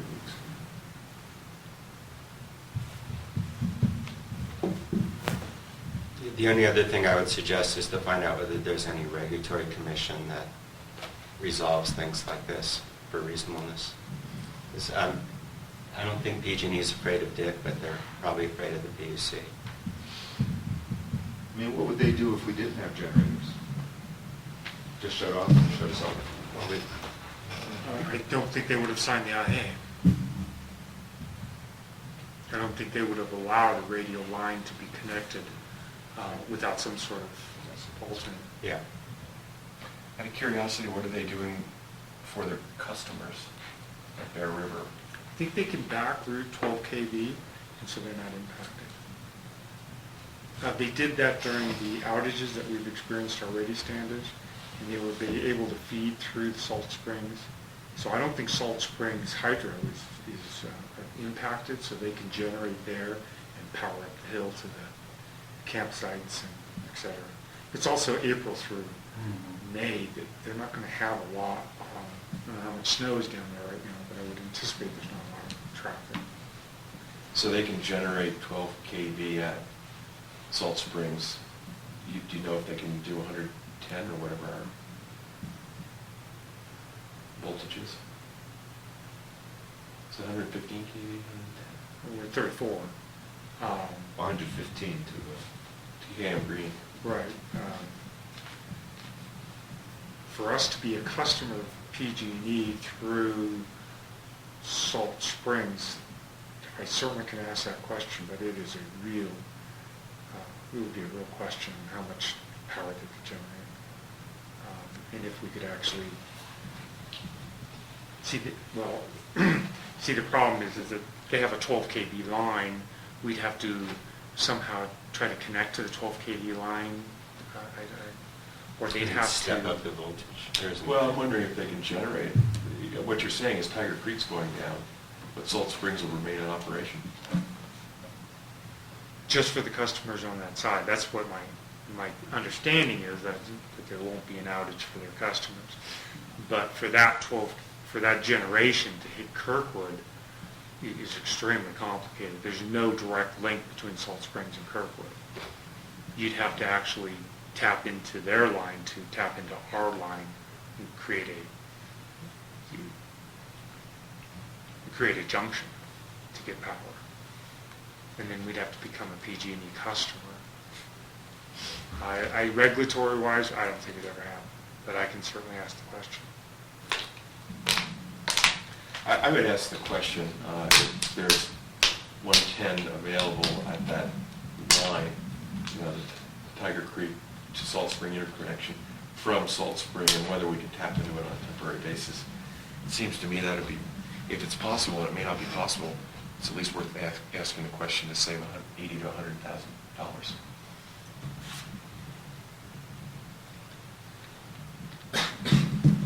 Nancy? So is it premature to write a letter to PG&E that basically says everything that you've just articulated and that you've articulated to these other people? At least that way the information is there. I think it's premature. We just started on Thursday. Today's Saturday, so it's only been one business day. I think we need to get more data and then find out whether there's any regulatory behaviors that we can utilize. But our biggest problem is the cost. If they want to compensate us for downtime that exceeds 3 days based on our actual costs, I mean, we want them to either do it in less time or compensate us for things beyond 72 hours. And when does this happen again? April 7th? Thursday we come? No. When does the power interruption occur? 18. A week from Monday.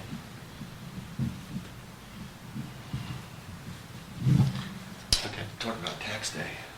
Yeah. So we'll put this, of course, this is on the top of our minds. We'll be talking to our representatives and writing letters, et cetera. And we'll keep the ad hoc, PG&E ad hoc committee informed of day-to-day things, and we'll keep the entire board informed of larger issues. But we are planning, at this point, we're staffing and planning and buying diesel and getting ready for a longer term outage. And we have plans on how we're going to staff that. And, Right. you know, we have vacations planned and all that, but we're going to work around that. And thank goodness that we've been aggressive with our training, that we have more than just a couple of guys that can run the powerhouse. Do you think perhaps they're overestimating the time that they're going to need to perform this I thought service they were with, overestimating their costs. without realizing the impact that it would have on us? Maybe if we make the impact aware of it, then the fiscal impact will be a little bit maybe more realistic in how long it's going to take them to actually do the job. Oh, yeah, I hope. Maybe they haven't even put the two together, and we need to do that for them. I don't know. Okay, let's move on then to item G, discussion possible action related to district's research and efforts to improve efficiencies and minimize losses. And welcome, Manager Benson. Good morning.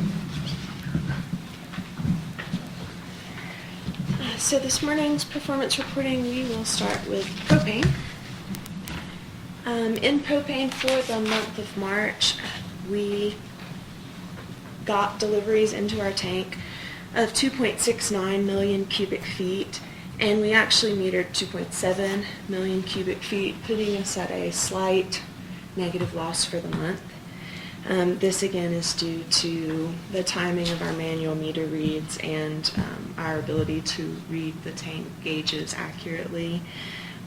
What this gives us for the year to date is a slight negative loss for the year, or a 0% loss. So propane is taking into account our highs and lows throughout the year, right at 0% for the year. So we're happy about that. Okay, mark that. If we look at water, we had a production of 1.4 million gallons for the month of March, and a metered 1.25 million gallons. This is 11% loss for the month of March, 9% for the year.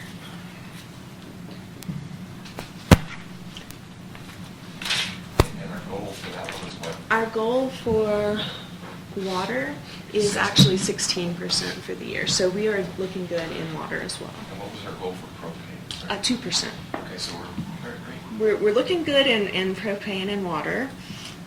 If we get on to wastewater, however, we've started infiltration season.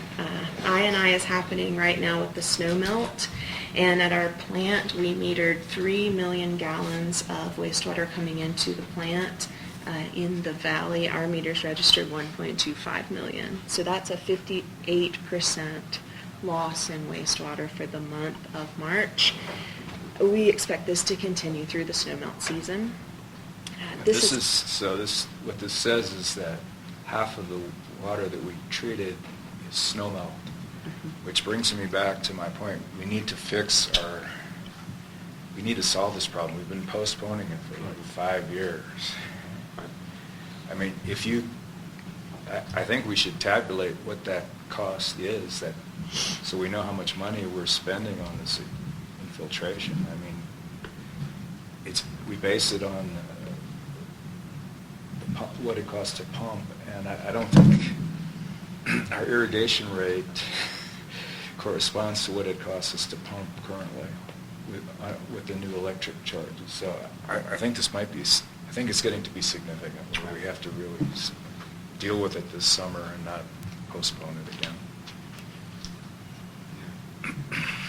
Yeah, we anticipate that in April, May, and June that 58% will rise to 75, could be 100%. You know, it could be that high, you know, with a big year. And what we'll do is we'll actually bring back at next meeting what it was in 2011 and 12, which was a huge infiltration year, obviously, and you know, how our costs associated with that. And that might be a good year to, you know, correspond to see what our pumping rates were back then compared to what we can anticipate in the next 3 years. Where do you think it'll end up with those comments? You know, will it end up at 50 to 60% for the year? I'd like to look at 2011 and 12. You don't have to think, yeah. But we've seen them up in the 40% range. We'll bring that data back, but it'll be a very high number.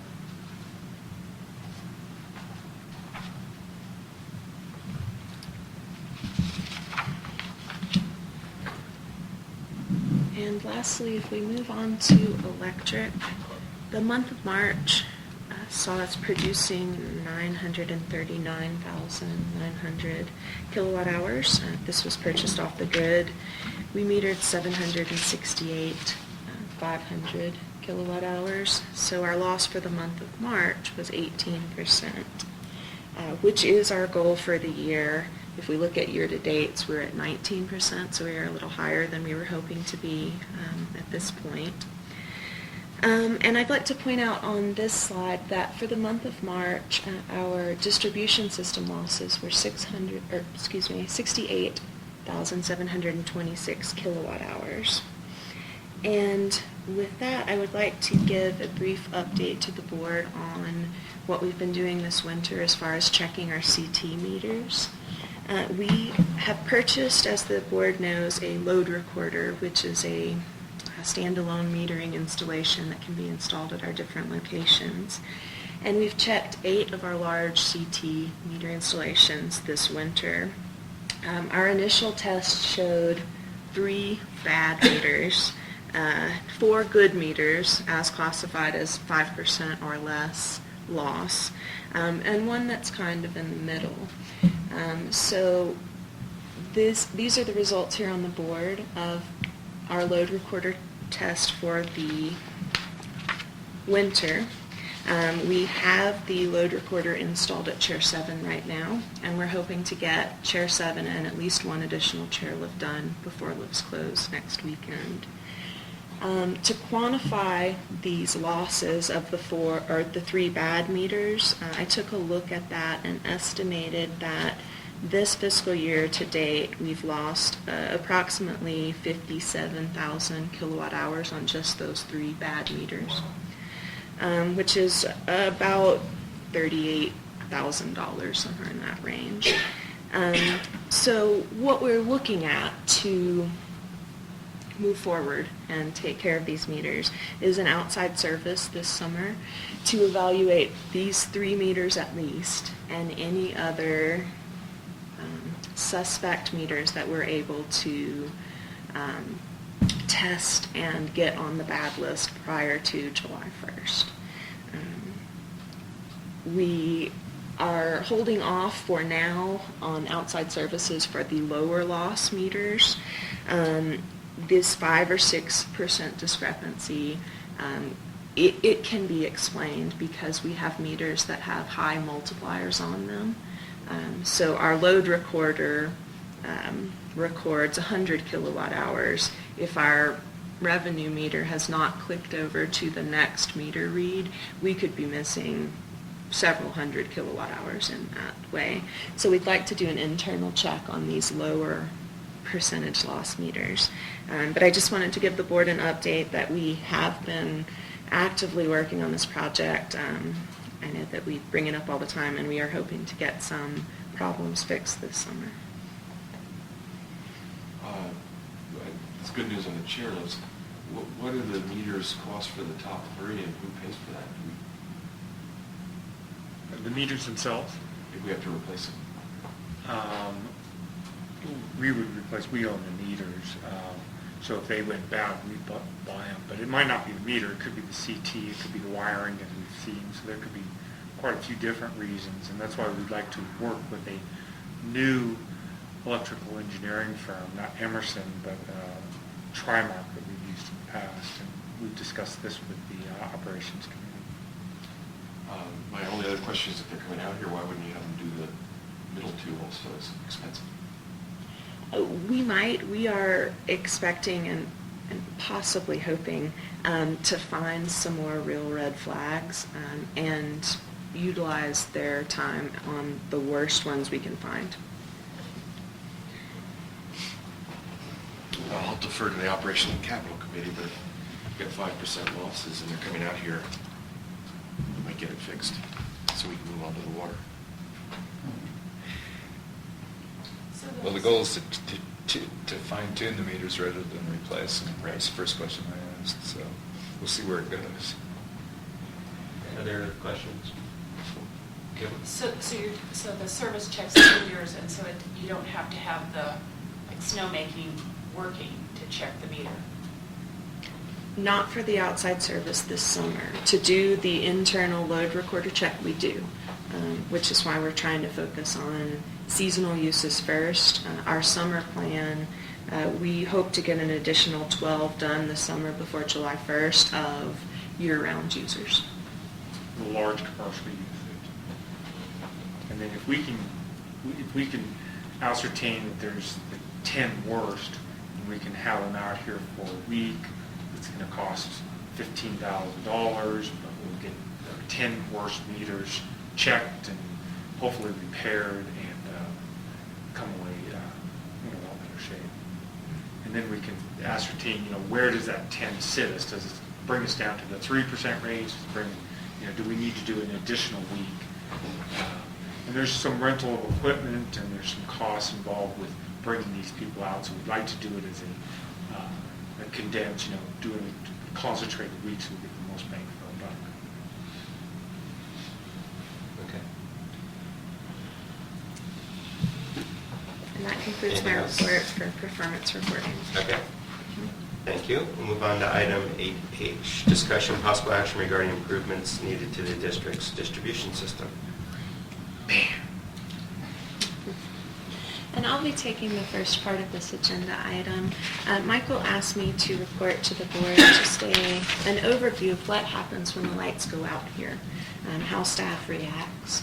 So when the lights go out, no matter the cause, our first objective is always to get the lights back on to our customers. As many as possible, hopefully all of them. Once we have that taken care of, our situation goes from a very high emergency level to urgent, but at least our customers are powered. And we start looking for, is this an in-valley or an out-valley fault? There's a couple of possibilities on out-valley.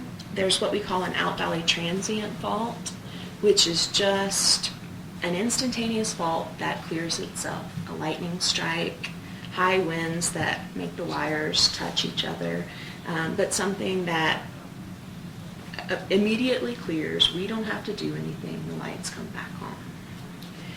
In the case of a true out-valley fault, there is a problem on the line that does not resolve itself. It could be a tree. It could be someone digging into our line, our underground line. It could be a problem on the PG&E system or the wider grid. And in any of these cases, when we have a true out-valley fault, what's going to happen is the generators will come back on and they will power up the valley. Now, again, once the valley is powered up and our customers have power, we continue our investigation on our new identified out-valley fault to see if it's underground or overhead. Underground faults, we have these things called faulted circuit indicators, and they are lights on the back of the cabinets, on all of our underground cabinets, that light up if they see a fault current. So our process would just be drive from Kirkwood down towards KM Green, look for the first light at a cabinet. And when we have a light, we know that the fault is between the first cabinet with a light and the last cabinet without a light. So it allows us to relatively quickly, depending on snow levels, and accurately know where is our fault. And once we know that, we can start calling in our resources. Is it a conduited section? Are we going to repull it? Is it a direct bury section? Do we need to start excavating? We would then, start gathering our forces to make a repair of the system.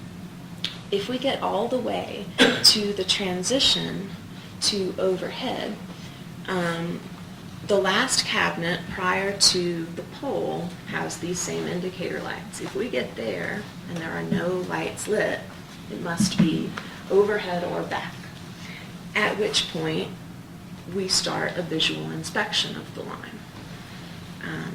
A visual inspection to see, is there a tree down, is there some sort of obvious problem, and again, at that point, we would call in our outside resources to come in and repair the fault.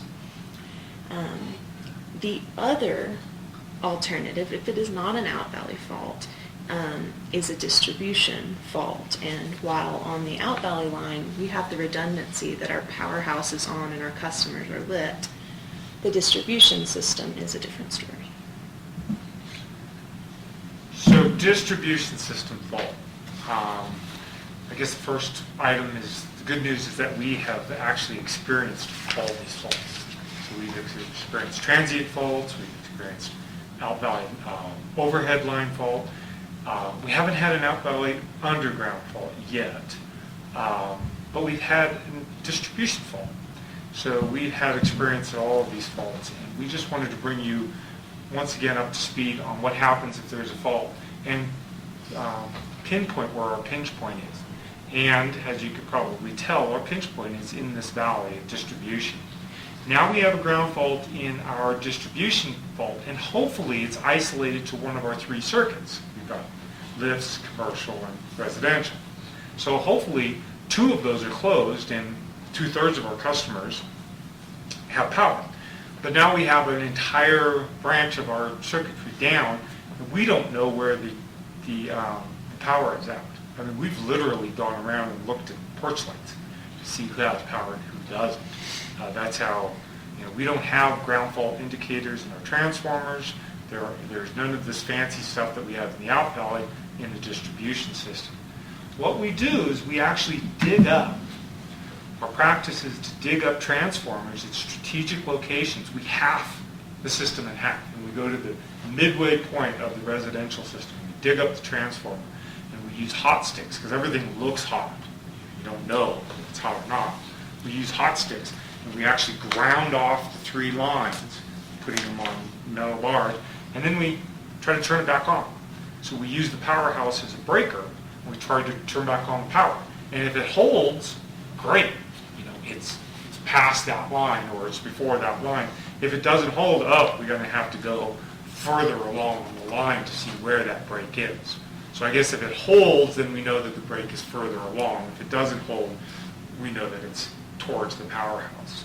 So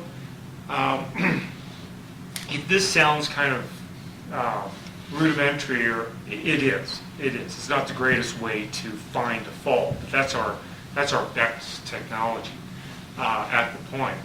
Hopefully we can isolate and recharge the system from either side, minimizing the number of clients that are out of power. And then we've got this section of line that has a direct fault in it.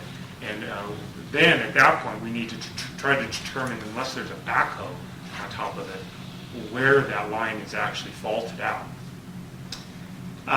The system of using the powerhouse and the feeder breakers to find a line, it's damaging. It's possible damage to the feeder breakers by continuously trying to reclose them. A possible damage to the KMPUD transformer, because it goes through the blue transformer. Inability to find a fault location quickly. I think the customers are now used to having very momentary power outages. No power outages during lift operations for 2 years now. And the inability to identify the fault location exactly. So I think this is our weak point in our electrical system now. It's not the out valley line, it's here in the valley. So what are you going to do about it? What we'd like to do, and here's an example, we'd like to install fault indicators in the distribution equipment throughout the valley. This type shown is able to be installed with a hot stick. It can be done live at the transformers, and you can actually, once you have a fault, it'll identify if the fault is before or after the fault indicator, just like the infrastructure that we have in the Out Valley project. We also need to do some staff training. We own a thumper, which is pictured here on the picture on my right, which is capable of showing a distance from the cabinet to the fault itself through arc reflection. But staff isn't trained to use. So we talked to the personnel committee about actually getting the correct training so that we can use the thumper that we already own. There's a training course in Alabama that we're actually looking at. Adding these two improvements will do a great deal to helping us find the faults quickly and not use our feeder breakers to find these faults. And there's other things that we need to do to our distribution system. These pictures depict an electric vault in the meadow. That's not fiber cable like you're used to. That's electrical cable that's sitting in water. I think that's underwater for about 3 months of the year. That's just a bad situation. We put money into the budget to replace this distribution line from the meadows to the district in a conduit with no splices in it.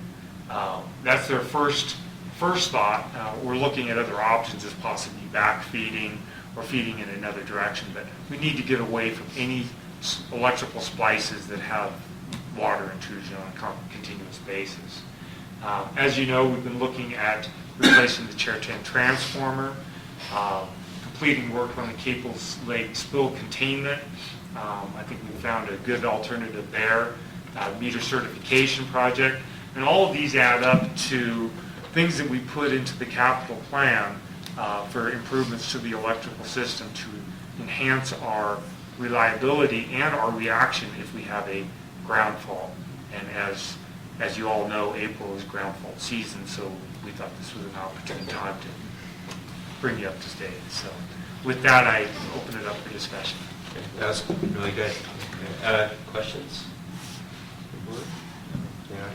What does all this cost in summer for the capital plan? Going back, the ground faults are $25,000 divided up into 2 years. That's $12,500 for 2017 and 2018. So we look to do this project over 2 years. And that would be 100% of the transformers? Uh-huh. The thumper training. And the box would have a way to see this visually without opening the box? We'd have to open the box. You open the box. But we feel that we are also looking into, and you had a great idea, and I'll bring that up. We're also looking at a radio read system. If we can read our meters, if we could have this technology where I could sit at my desk and tell you, oh no, it's between these two transformers, it would save a lot of time. So, a radio read system would be, and that would be different from the $25,000 that this device would cost. I don't know what that would be, and maybe a combination of the two. Maybe we put a radio read, maybe they're very expensive, and we go out to key transformers and put those type of systems in, and these and everything else. That might be a good compromise between the two. Okay, and one other question.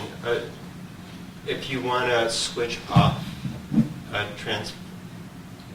do we have breakers in various places so we can create disconnect sub-circuits of things, or how does, we either get the whole circuit or none? As far as breakers, it's the whole circuit or none. Uh-huh. We utilize the standing off methodology. So there's a slot to put a device that you take the live wire off of and put on the standoff if you want to isolate a section of the circuit. Okay. And are the transformers, are they only transformers, or is that also a relay carrying power down to the next one? Both, yes. So it does both? Thanks. Going back to the cost.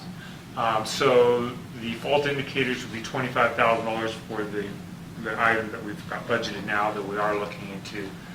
Radio read, the thumper, I think the cost for the class is $500 plus travel expenses to go to Alabama to take the cost. We've estimated $74,000 to replace this line. That's not in 17, I think that's in either 18 or 19 when we replace this line. Transformer 10, we have an upgraded cost of $20,000 to complete that transformer replacement. Cable spill, I don't have a cost on that yet.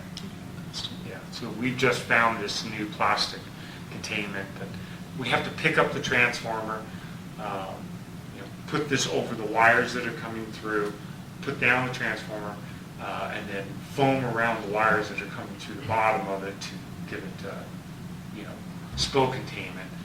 And so it's an involved one, but it's not a huge project. And then the meter certification, we feel that that's around $15,000. And that is, all of these items are either in the capital budget or as the meter certification, that is an operating expense, and that's in our operating budget coming up in fiscal year 17. Okay. That covers it. Thank you. Very good. Thank you. That's great. Okay, we'll move on to item 8I, discussion possible action regarding the impacts associated with storage of snow on district property to the south of Lava Rock Lodge. Board members. Two of us have views of this. So you actually have views. Board members and staff have risen concerns over cinders being deposited on the district's land to the south of Lava Rock Lodge. As you can see here, if you can see that close, that's Lava Rock Lodge, and that's a blower, and you can see that's not actually white snow that's coming out of the blower there. That's snow that's integrated with the grindings from the parking lot. Vale does have a easement on our land, as you can see in this picture. They have an easement on the front picture, and they'll for snow storage, and they'll have that easement until we actually develop that land. However, the way that snow removal is pumping snow laced with cinders, we can expect to have about 6 inches of cinders will be left on site after the snow melts. And that's kind of visually what it looks like after a large snow. And you can see it looks just like that snow storage right there. Cinders come from a petroleum product, and concerns of what is leaching into the meadow have been raised. And the district is considering doing a water sample to determine what the content is.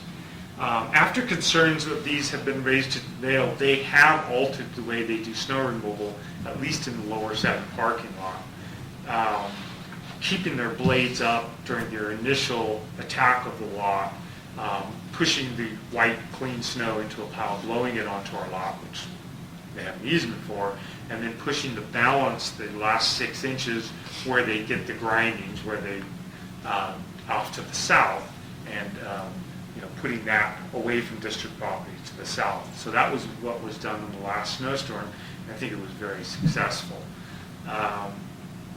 So I think this brings up a lot of questions, but I do appreciate Vale's changing their methodology and hopefully continuing that change in the future.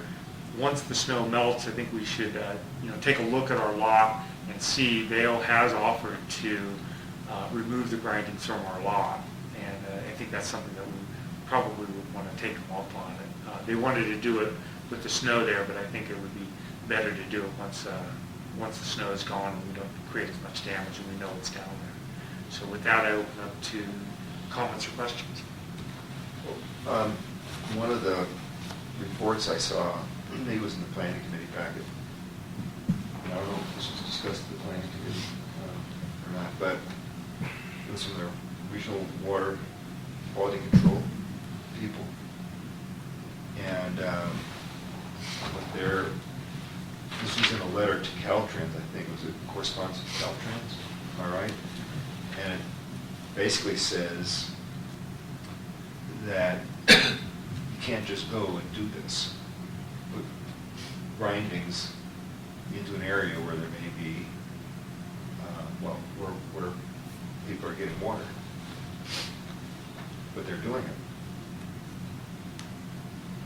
And I don't know that moving it 50 feet one way or another is going to make a difference to that, does it? As far as the quality of our water is Yeah. nothing to do with how they remove snow. The use of grindings is a huge subject that has nothing to do with the property, Right, Right. right. So water quality is one of the reasons why we wanted to take samples to see what it's doing to our, Yeah.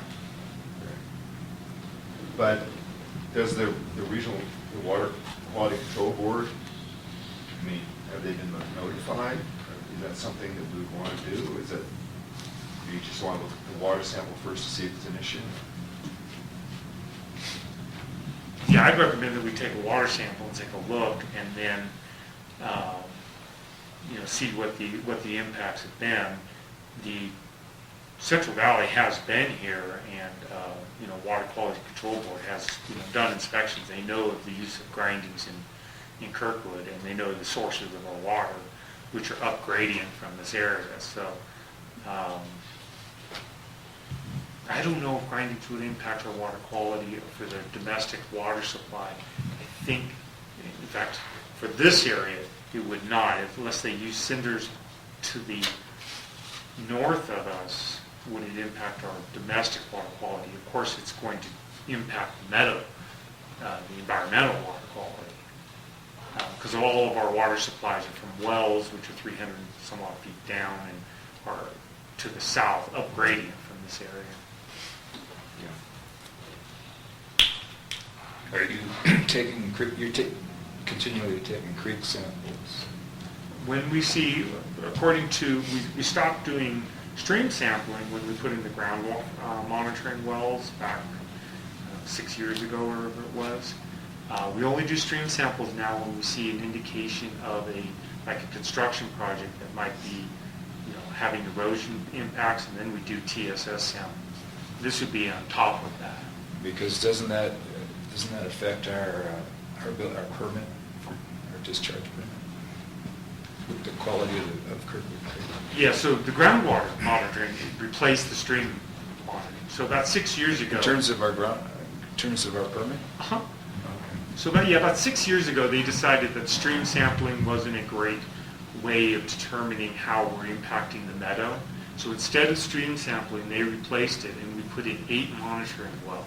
They're about 25 feet deep, and they put 4 up gradient from the absorption beds and 4 down gradient.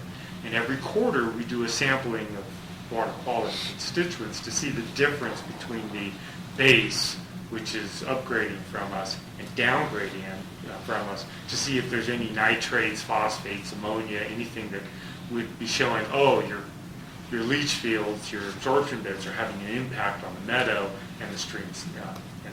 So it's just a different. I think that they thought that it was a better way because the water actually goes down gradient. It actually sinks, and they didn't feel that the stream samples were giving them an accurate representation of our possible impacts to the meadow.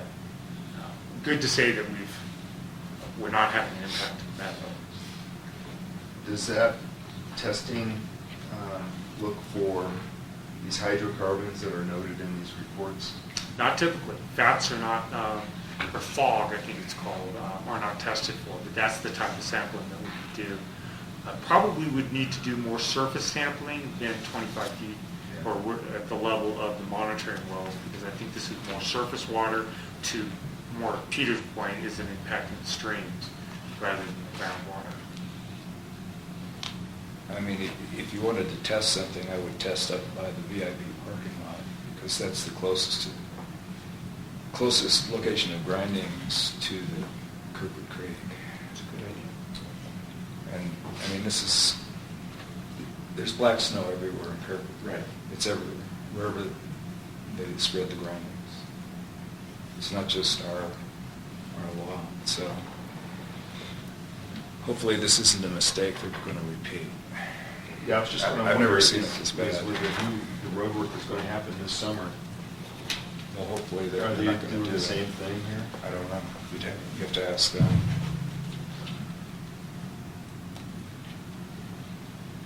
You said that the topic of grindings is a huge topic. Where is it being addressed or considered? I assume you're directing our attention to the lot over there because it's our lot, but this just looks awful. I think it's being addressed right now.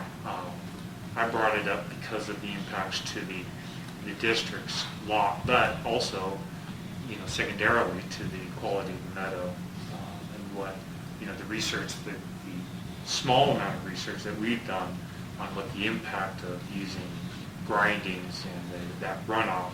And it also has to do with the storage of the grindings and the impact that we saw last summer when it rained and they didn't have any BMPs in place.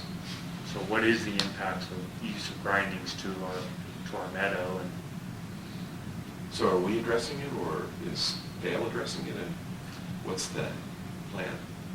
currently, the only people that I know that are addressing it is what we're talking about right now.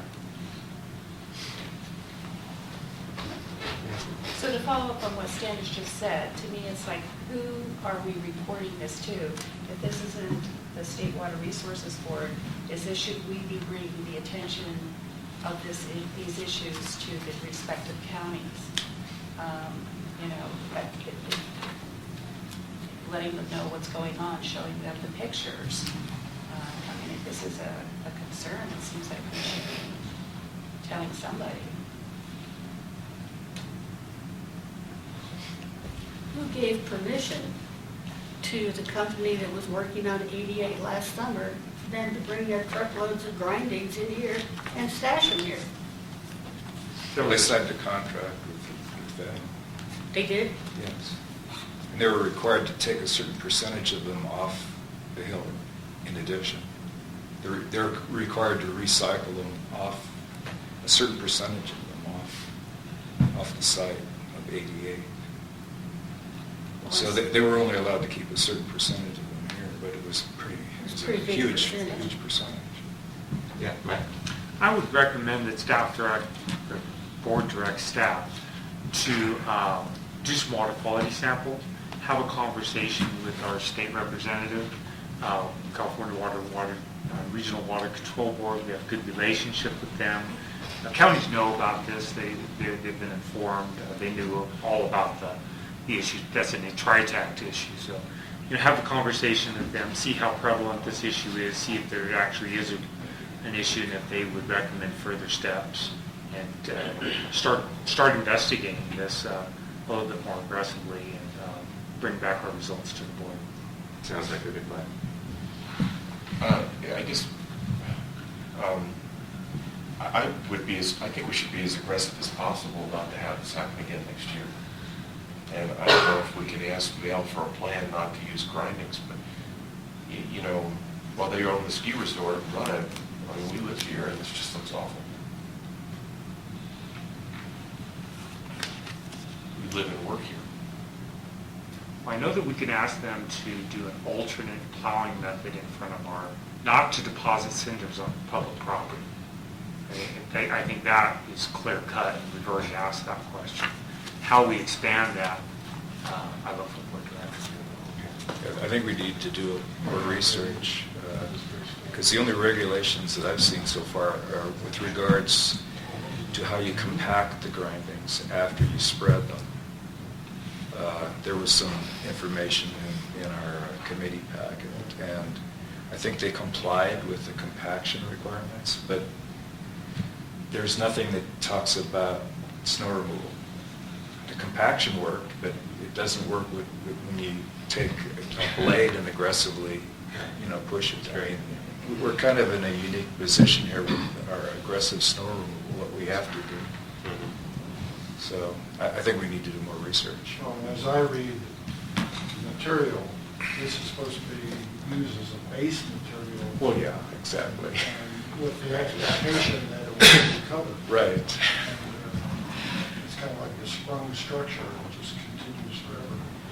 Well, what this Regional Water, the Regional Water Quality Control Board letter says, now this is to Caltrans, it's not like a law, but I assume, it says that the reuse of these grindings as yard cover or in embankments when the material is exposed to the surface shall be reviewed on a case-by-case basis. I assume that means reviewed by the Water Quality Control Board. And the testing is for contaminants such as TPH, pH, and metals. So, to me, that's pretty clear.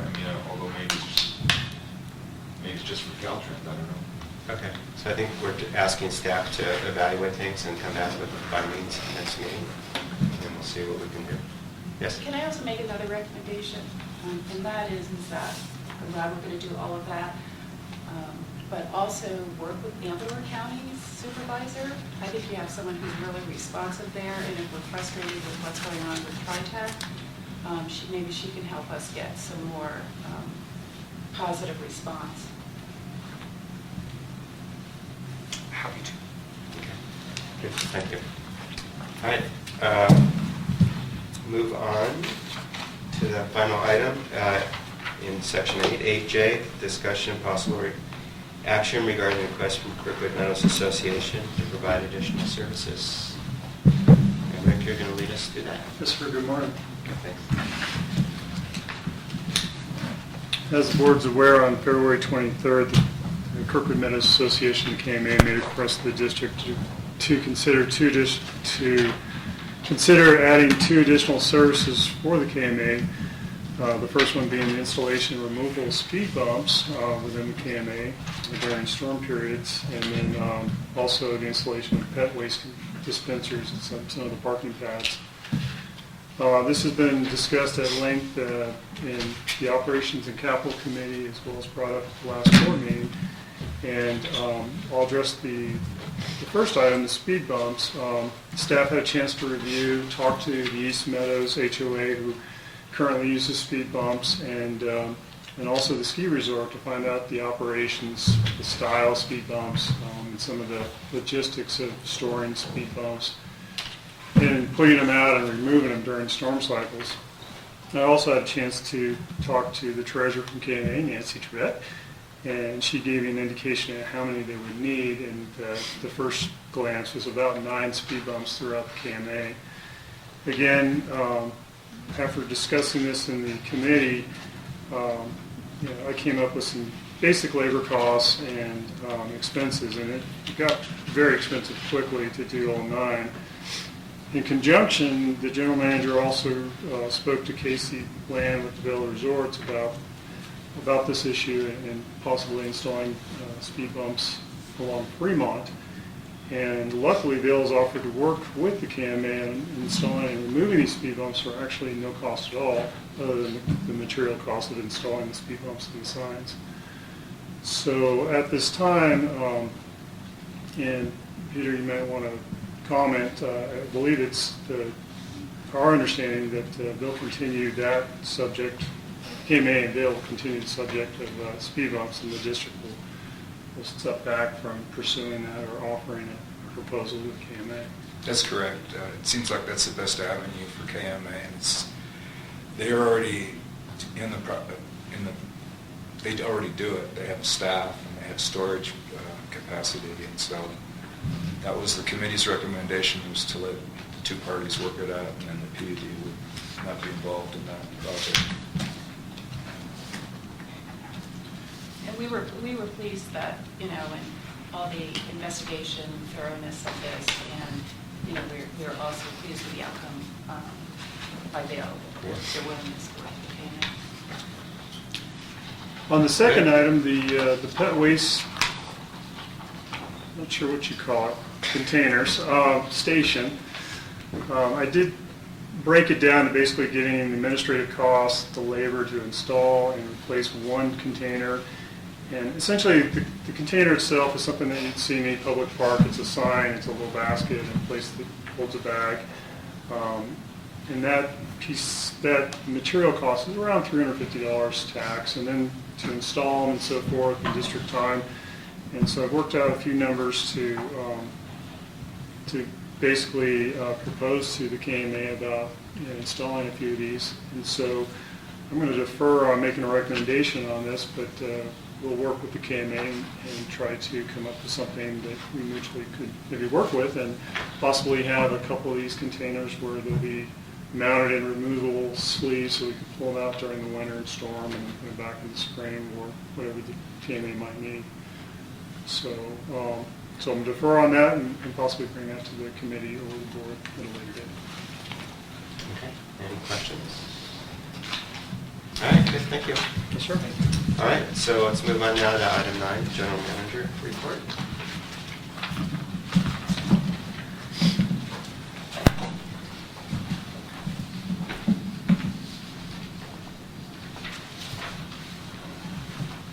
My first item is on TriTac.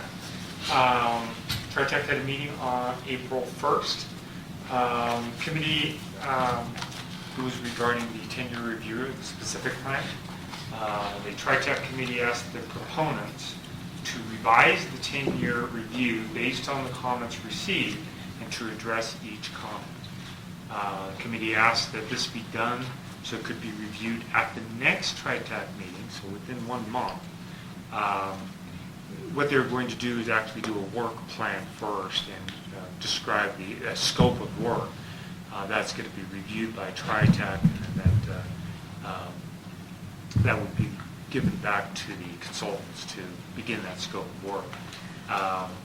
That scope of work and the corrected draft was to be distributed to TriTac and at our request to the district. So we will have a opportunity to review on the scope of work and the revised specific plan review. Numerous comments were included, including the clarity as to responsibility of which proponent was responsible for which mitigation item, the absence of review of some of the mitigations, of course employee housing, street sweeping, KCA's review authority, on-street parking, Kirby-Meadows Drive. Caltrans came, they had several comments with regards to traffic evaluations and roadway improvements, and of course noxious weeds. So there was quite a few comments that were to be addressed by this scope of work and then final review. Several of our, Jeff was at the meeting as well as members of the audience, so if there's any additional comments on that, I'll open it up. Overall, were you pleased with the meeting? Yeah, there was, besides the review of the specific plan, they also addressed our ex officio status, which was going to be, I think the county planners are going to get together and have a meeting and to, try to feel that out exactly where it would be. But I think that we're getting a seat at a table more and more just by being there and doing it. An example is that they are going to allow teleconferencing of their meeting at their next meeting, and the videoing of their meeting and display of that meeting, because the district suggested that this would be more open to public. And also, they moved the meeting date to coincide with the district's board meeting and the KCA's, or KMA, That's okay. KMA's meeting, and other meetings that were taking place where they could have more public participation. So I think the district's involvement is a good thing. We put an update in the newsletter. We're going to put another one on the website shortly about this last meeting, put it on the newsletter. So I think it's in a good direction.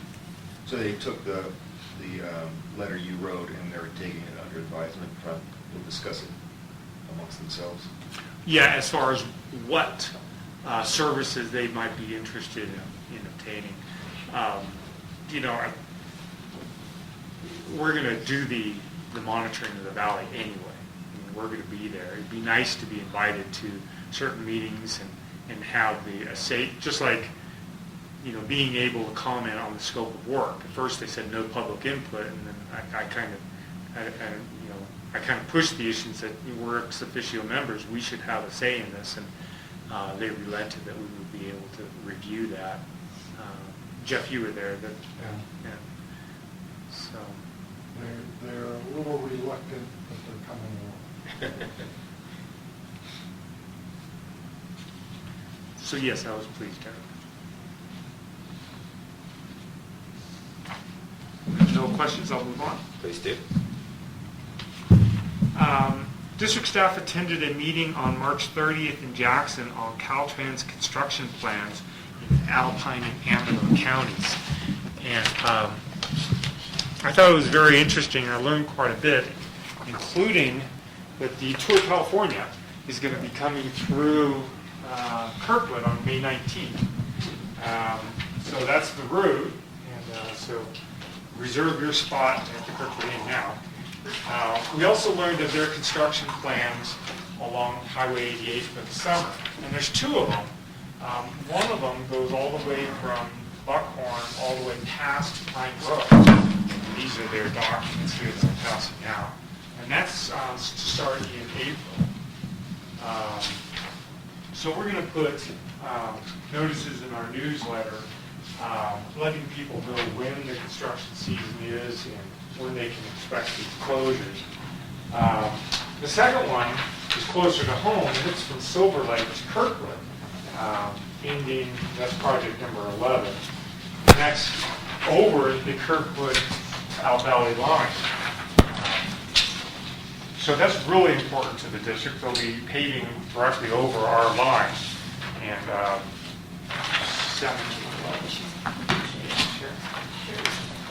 So that's really important to us because it's going over our Out Valley line, and if they do want to do any culvert issues or anything else, we need to be involved with that. So I think it was a really good meeting to be held. We're thrilled that Caltrans doing this work on 88, and we're thrilled that they're doing the section between Silver Lake and Kirkwood, because if you've driven it, it certainly needs help. And having our line be further protected by 4 inches of new asphalt is great. So, and we'll also be supportive of the Tour of California. There's no aid stop. They won't be stopping, so it'll be a very quick visit to Kirkwood if you've ever seen them ride. But that's neat that they're coming by. So unless there's any questions on that? Michael, I seem to recall you said the section Silver Creek to Kirkwood would start in July. Yes, sir. And then the one down in Buckhorn, I think is starting in mid-April. So you'll start seeing signs of that pretty quickly. That goes all the way past Pine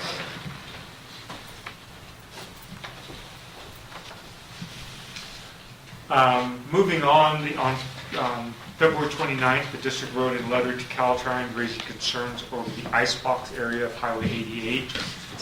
Vail wrote a similar letter, identified 15-car pileup in the area, 7th accident this year, including a fatality, conflicting signage in the area, and dangerous to traveling public and first responders. On March 16th, Caltrans responded and they referred to the Traffic Safety Branch, who's going to complete an investigation within 4 to 6 months. District staff is working with President Epstein to get a letter out to legislators asking that this process be expedited so we don't have to go through another winter with this situation. So, I don't know if you want to comment on that. No. I just feel like we'd like to have this, all they have to do is replace some signs. At a minimum, that's the starting point. So it seems reasonable to get this done before the snow starts in October.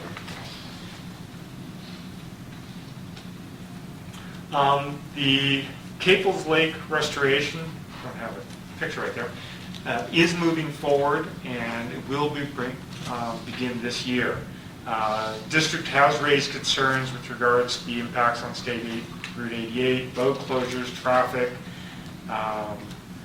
This is going to be a large area to the Caples Lake watershed, basically to the north of Kirkwood. In 2016, they'll be doing creating their border around the prescribed area, burn area. They might do some pile burnings, which they were successful on Luther Pass when they did that work. In 2017, they'll do the flow burn, which is actually an uncontrolled burn of the underbush. And that'll be towards down by past Kirkwood Lake. So it is a large area. I don't think I have a map, but I think I put a map in the packet in the past. So we've asked questions with regards to smoke impact, business impact. We've kind of gotten pat answers from the Forest Service, so they are continuing on this project. And we just wanted to bring the board aware of it, and we'll continue to update the public as we hear more and more.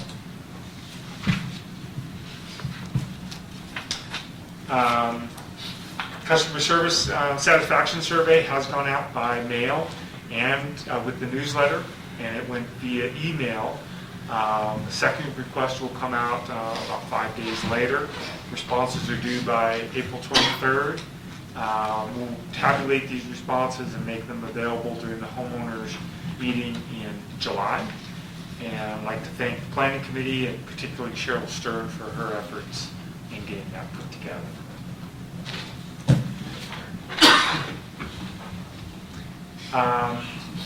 We have had several owners ask us about electric vehicle charging.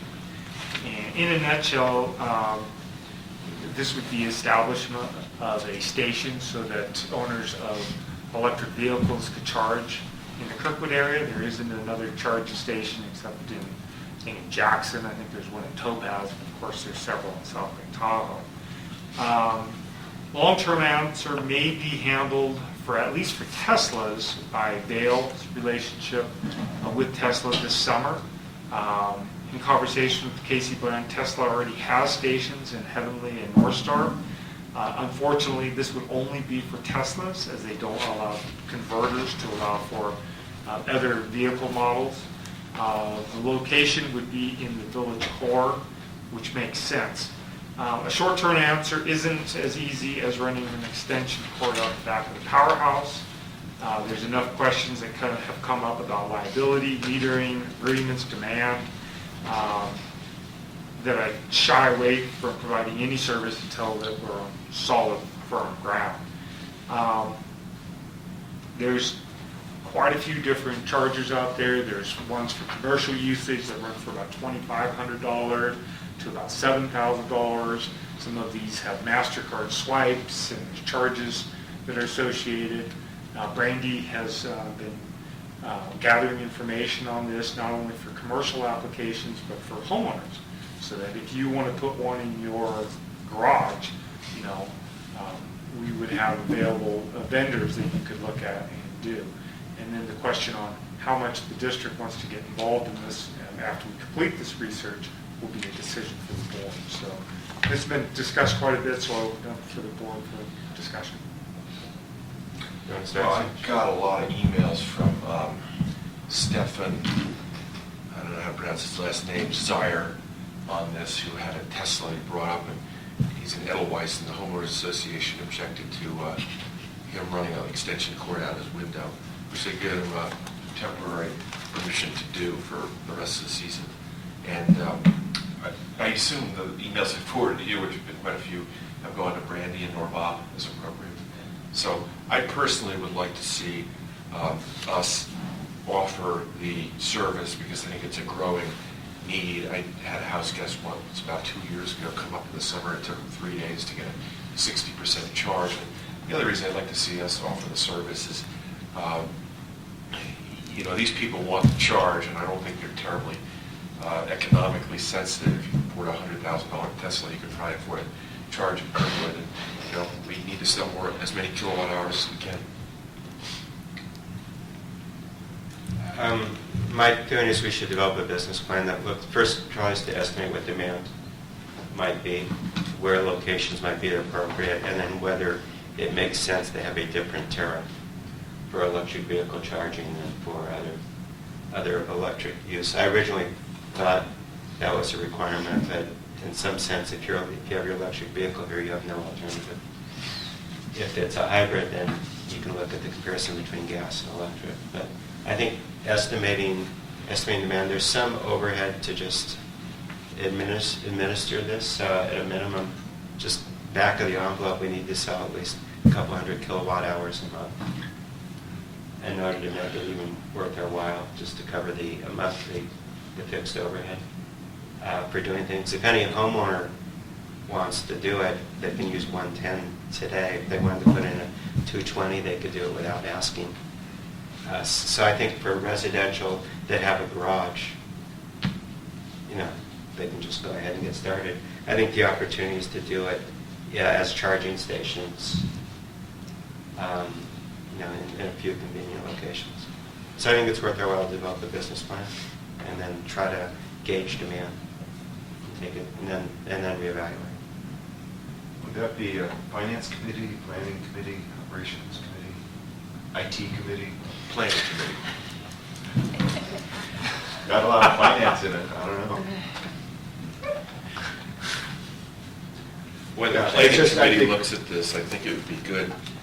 Well, actually, I'll defer to Bob. What do you think? I told Michael I would contact people I know that do this and get some just rough ideas, and then we could sort of figure out what's Okay. the most efficient way to assist staff. Yeah, no, I mean, I think it's a good idea. Matter of fact, I think it's almost going to become an essential thing. I mean, it may not be essential that we provide it directly, but I think the ability to do it is going to become essential. Yeah, and you might remember several years ago when we were first looking at this, electric vehicle charging was one of the demand services that might help. I mean, if we can increase sales of electricity and displace, you know, gasoline, Right. that's a good thing to do, and if it can be a significant number, then it increases our base and lowers the cost for everybody. So I'd like to see it happen. I just don't want to. I would like it to be a business and not a public service only. I agree with that. The only other thing I'd say is when you look into the rate, you know, I think you should look into whether or not we can charge a lower rate under the Mountain Utilities Asset Purchase Agreement and the most favored nation per kilowatt hour pricing in that section, which you remember very well.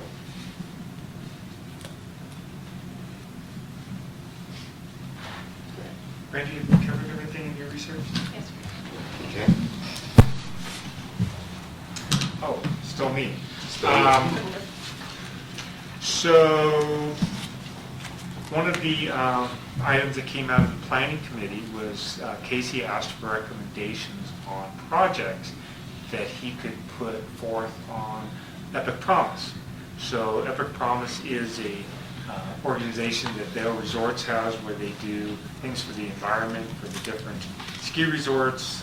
Kirkwood efforts have been primarily in South Lake Tahoe. Casey would like to see that brought home. So he asked for suggestions, and I think everybody on the committee actually wrote an email and said, we think improvements along Kirkwood Meadows Drive would be great. One area that I've been discussing with Casey for a year or two now is expanding the landscaping right out here to hide the parking from the general public. And I think we've discussed this as a group before. We already have water to that area. There's already a bank established, so increasing the screening along that area might be a good method of use of this Epic Promise. And applaud Vail Resorts for thinking about coming to Kirkwood with that.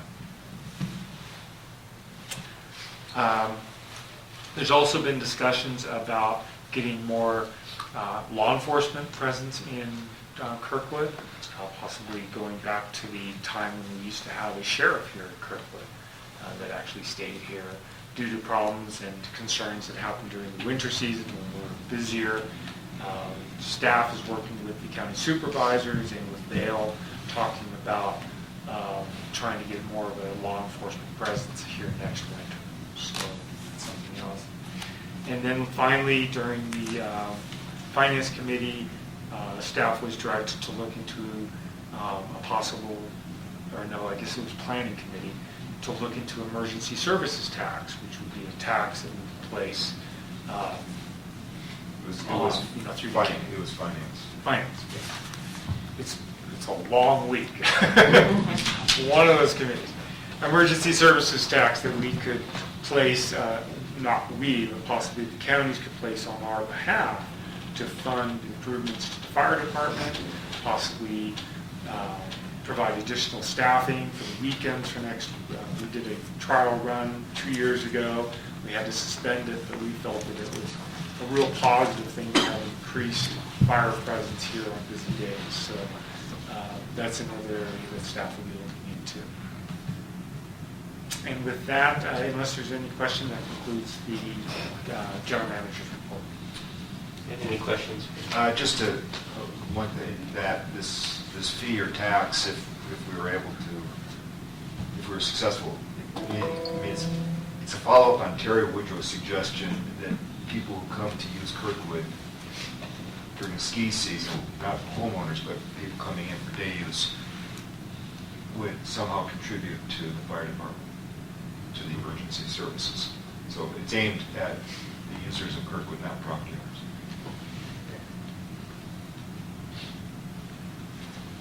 Okay. Michael, all right. So, operations report? Okay.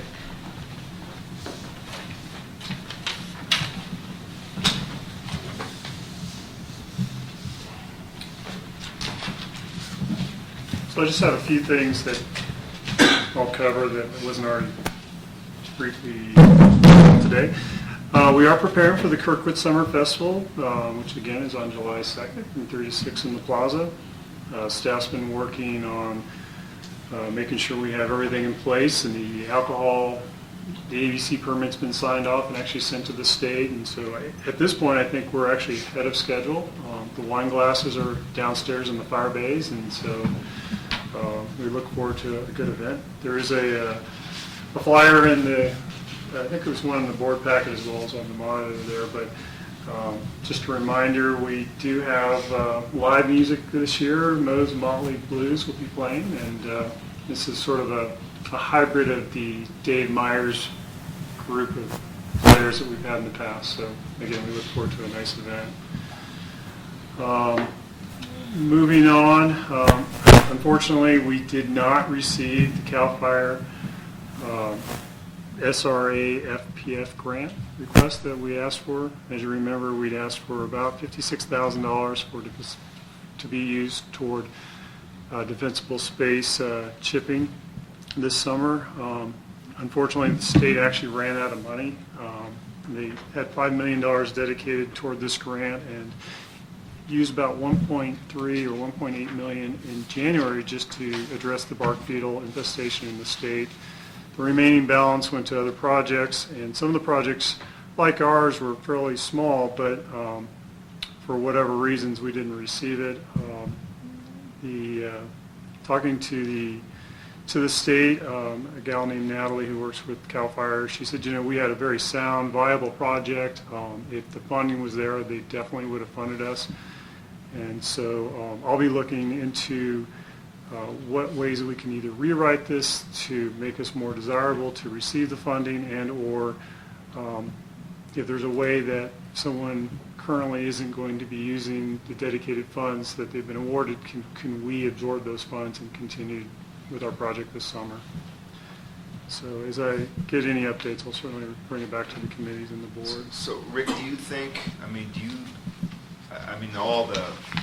all the recipients are listed in their website. And there's actually one right close to where we live, Los Troncos. And Sandy may be able to go talk to somebody there, since she was at one point the attorney for a little water district that was up there.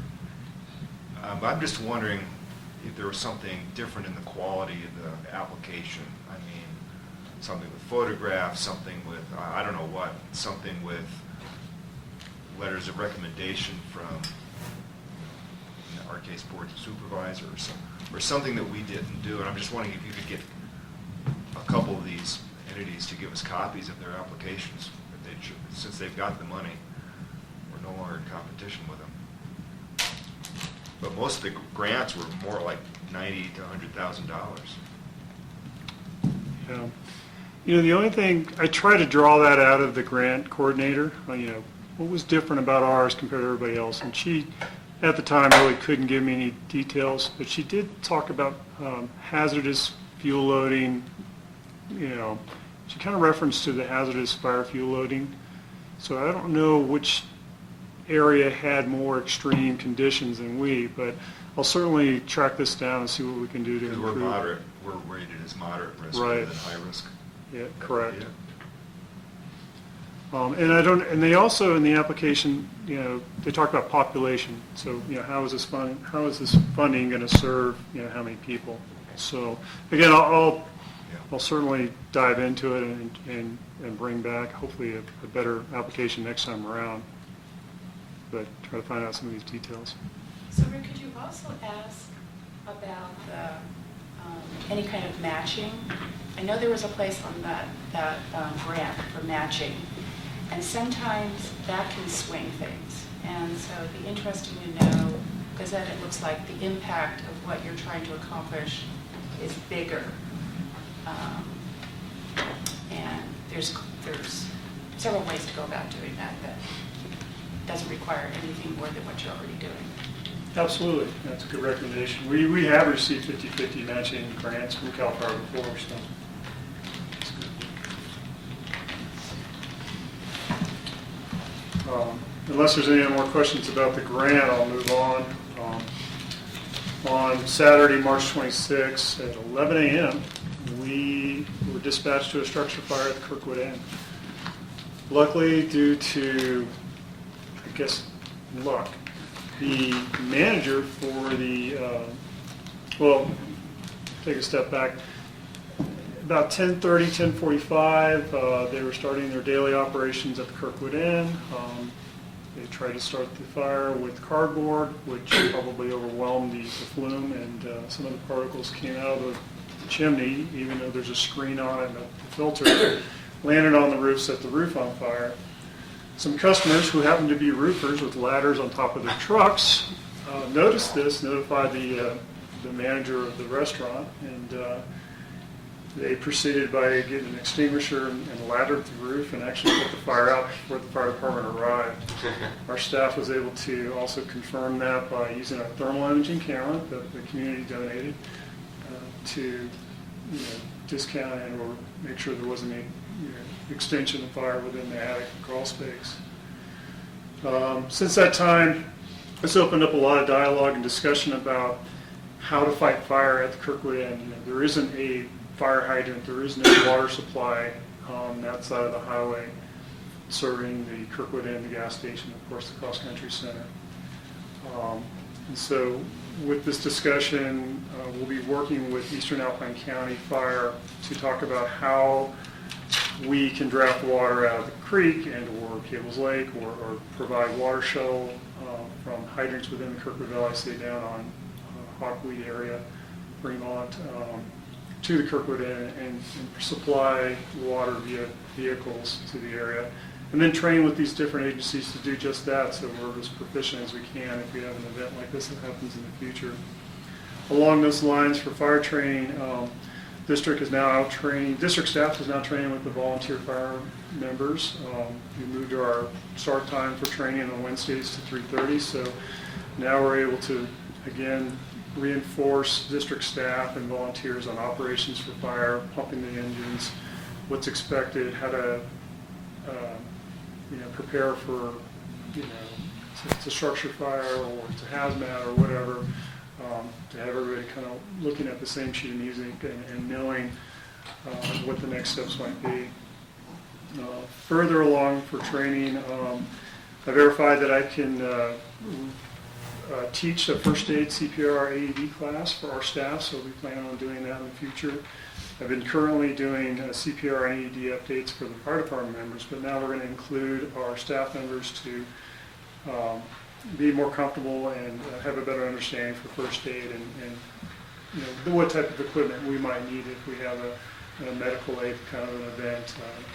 More people that understand how our operations work, especially district staff, the quicker and more reliable the response will be.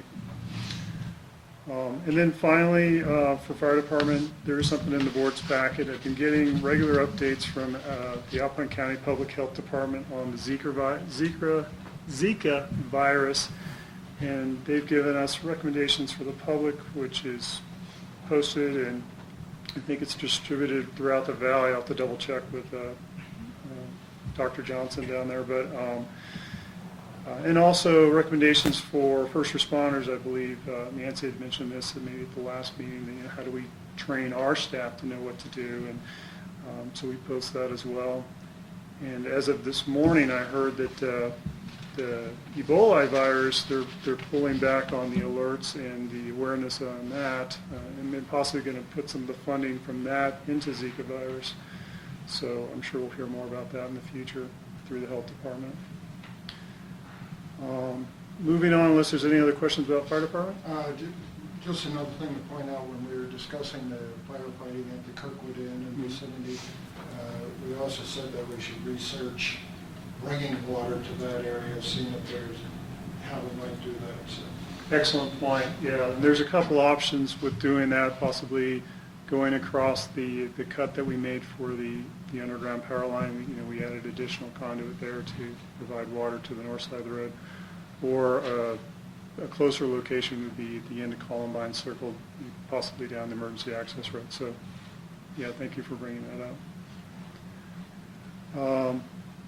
And finally, for me today, we are preparing for our summer projects. Again, operations has a lot of things to do in a short amount of time, but staff is preparing lists and trying to track out our schedule. Next week, we have a very large water sample. We have our quarterly water monitoring well samples. We'll be planning lead and copper samples again this summer in relationship to providing the community with good water sample quality reports. We'll be building a playground, getting ready for a barbecue, possibly painting some propane tanks. So it's going to be a busy summer, and we're winding up with the snow removal and getting ready for next steps. So. What is the fundraising target for the summer festival? What's the purpose of it? I mean, what's the money supposed to be for? The financial target is $22,500, and the funding is going to go toward personal protective equipment. Primarily, we have a lot of good structure gear, but we're starting to find that it's wearing out. We need to rotate that out. But wildland gear, we don't have so much of, and so we'd like to kind What of kind of gear? I'm sorry. wildlands, so Nomex pants, shirts, the helmets, the fire shelters, things that we would do, like if there was a fire on the mountain or if we got pulled into an event somewhere, to keep our staff members safe. At the event, we'll actually have two mannequins or board members, we haven't decided which, dressed up. in these- General managers. General managers, dressed up in these different outfits to let people know what their, the structure gear or the Nomex gear, and have one of those safety tents displayed as well. So should be a good display. Okay, Yes, sir. thank you. All right, let's get an update on the standing committee. Standish on finance. I don't think there's anything that we haven't covered, is there? No. Okay, planning. I think we covered everything. Since I was not at the planning committee meeting, I would like just a 2-sentence update on, there was an interesting idea for housing, how much housing was needed and so on. I'm just wondering, can you say anything about that? Not in 2 sentences. 3. Please, fine. The idea is that the district is planning on building a 12-unit Lava Rock Lodge 2 to the south of the Lava Rock Lodge. And the idea would be to expand that to possibly a 20-unit or some unknown number, and include Vail and KCA, KPS needs in that building. And so it's much cheaper to build one, larger unit than it would be to build 2 separate units. And if we could define what the valley's needs are for, quality housing in the future, then maybe we could build to suit those needs. And we have discussed that with Vail, and he is interested and put it on, one of the alternatives for future housing. And they're currently just trying to figure out what their housing needs are in the future. I mean, I think that this was Jeff's idea, and that was a great idea, but I think that, first of all, it would create a concrete reason for charging a fee for housing, for developers. Right. Secondly, half of it probably is already being taken care of through our connection fee. So it's only half of that total that would have to be collected. And third, it would guarantee a good quality housing, and the idea is it would be available to employees who would be willing to live up here most of the year at least, Right. and be available to assist with emergency type services as volunteers. So, I mean, it could be, I mean, this is what would really serve our needs. Right. And could relieve the notion of a housing, or of a fee in lieu of housing that might go on in, forever or something like that. Right. That's good. Okay, operations. I think we covered everything. Thank you, Jed. Okay, on personnel, the only thing I'd like to mention, particular note from that is discussed and implemented an idea to try to help retain temporary employees during the summer, and these are primarily the snow removal people. And so the idea is to offer them the ability to rent our employee housing during the summer, and if they ended up being, the long and short is it doesn't cost us any money because they're empty anyway, give them an incentive, and then if they're hired and stay through President's Weekend, then their summer, the costs of that housing would actually be covered. So it's a no cost to us, and if they're living here, they're more likely to not wander off into South Shore or somewhere else. And so it shows our respect for them, and we believe it would increase the ability to retain them, keep the town.